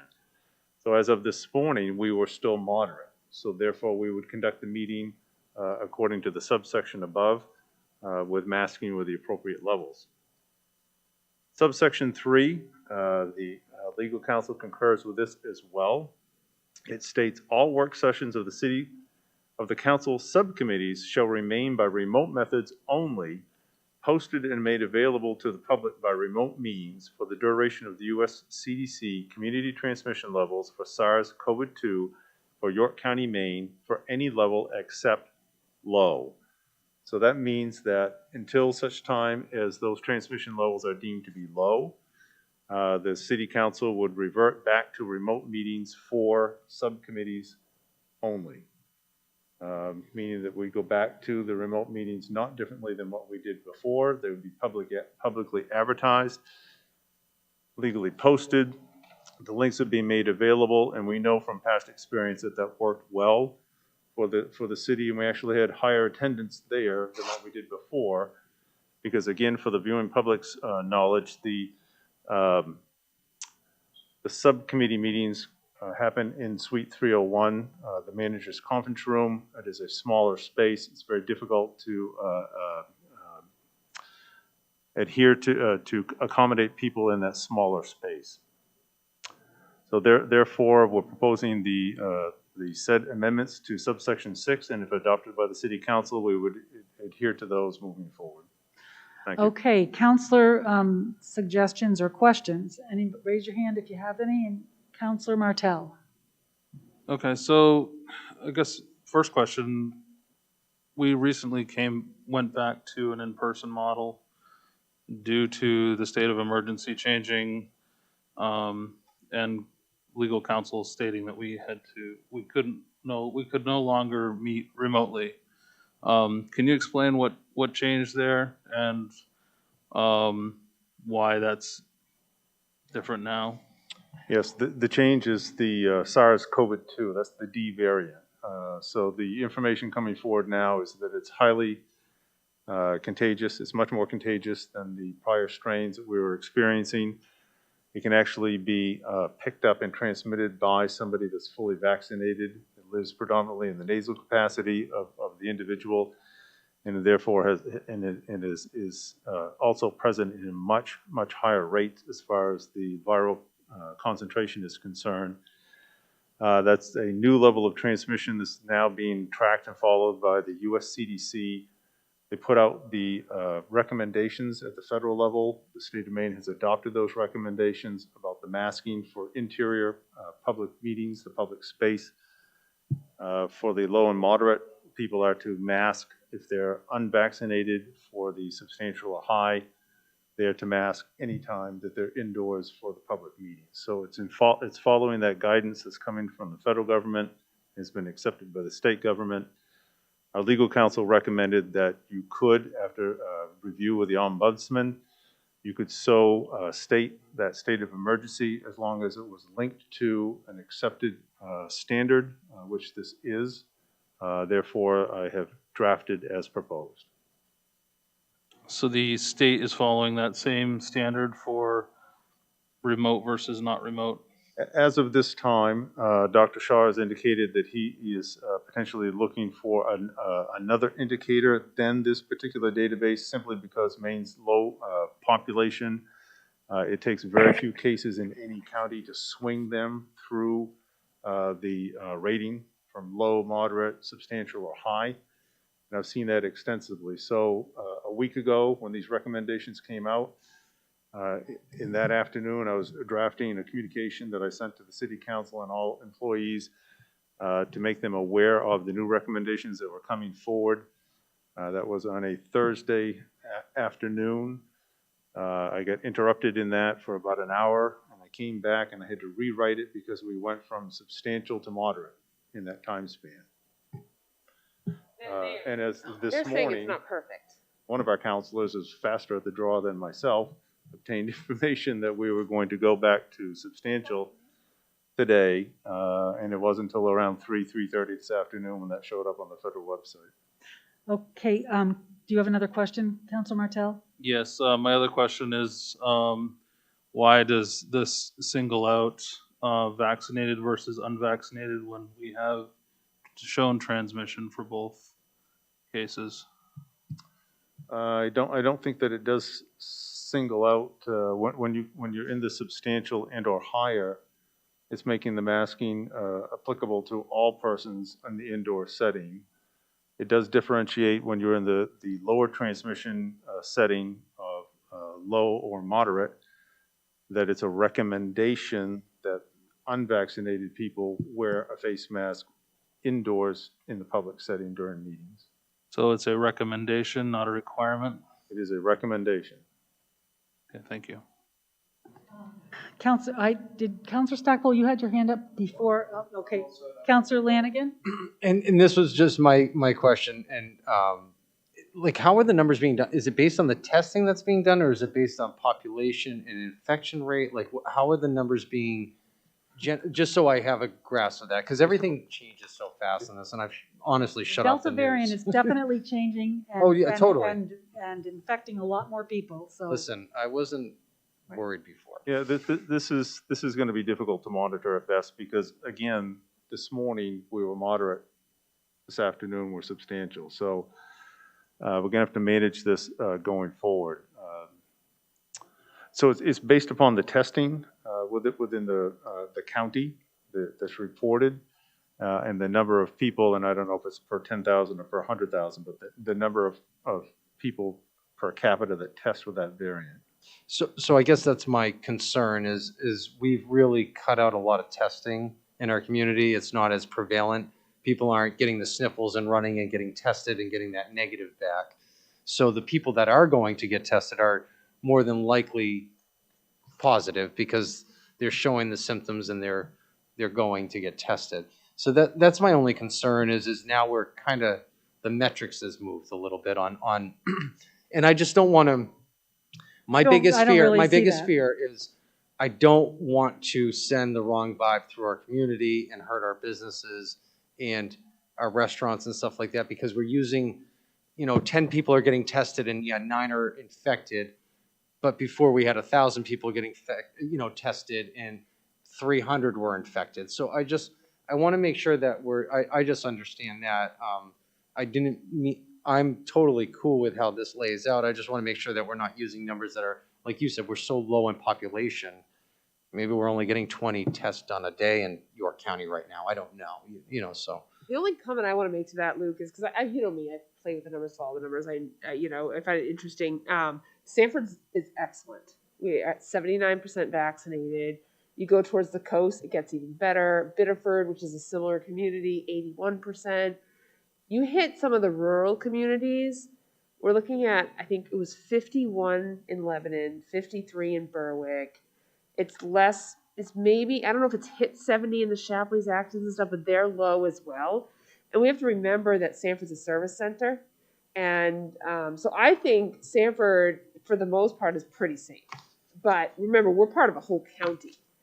And I think our designation reflects the fact that our county has not gotten up to some of the numbers you see in Cumberland County. And I think that's what's happening right now. So, the only thing I can encourage is, me, I'm like, vaccinations are a good thing. It helps stop the spread. I mean, I feel bad for vaccinated people who are getting sick because the spread would have stopped if we had kind of all pushed for that nationwide number, but it is what it is. We have to live through it. And I just think it behooves us to take the precautions, not for us, because we're vaccinated, but for her grandchild, his grandchild, the people we know under the age of 12, that we can pass it to. The people we know can't get vaccinated because of immune compromised systems.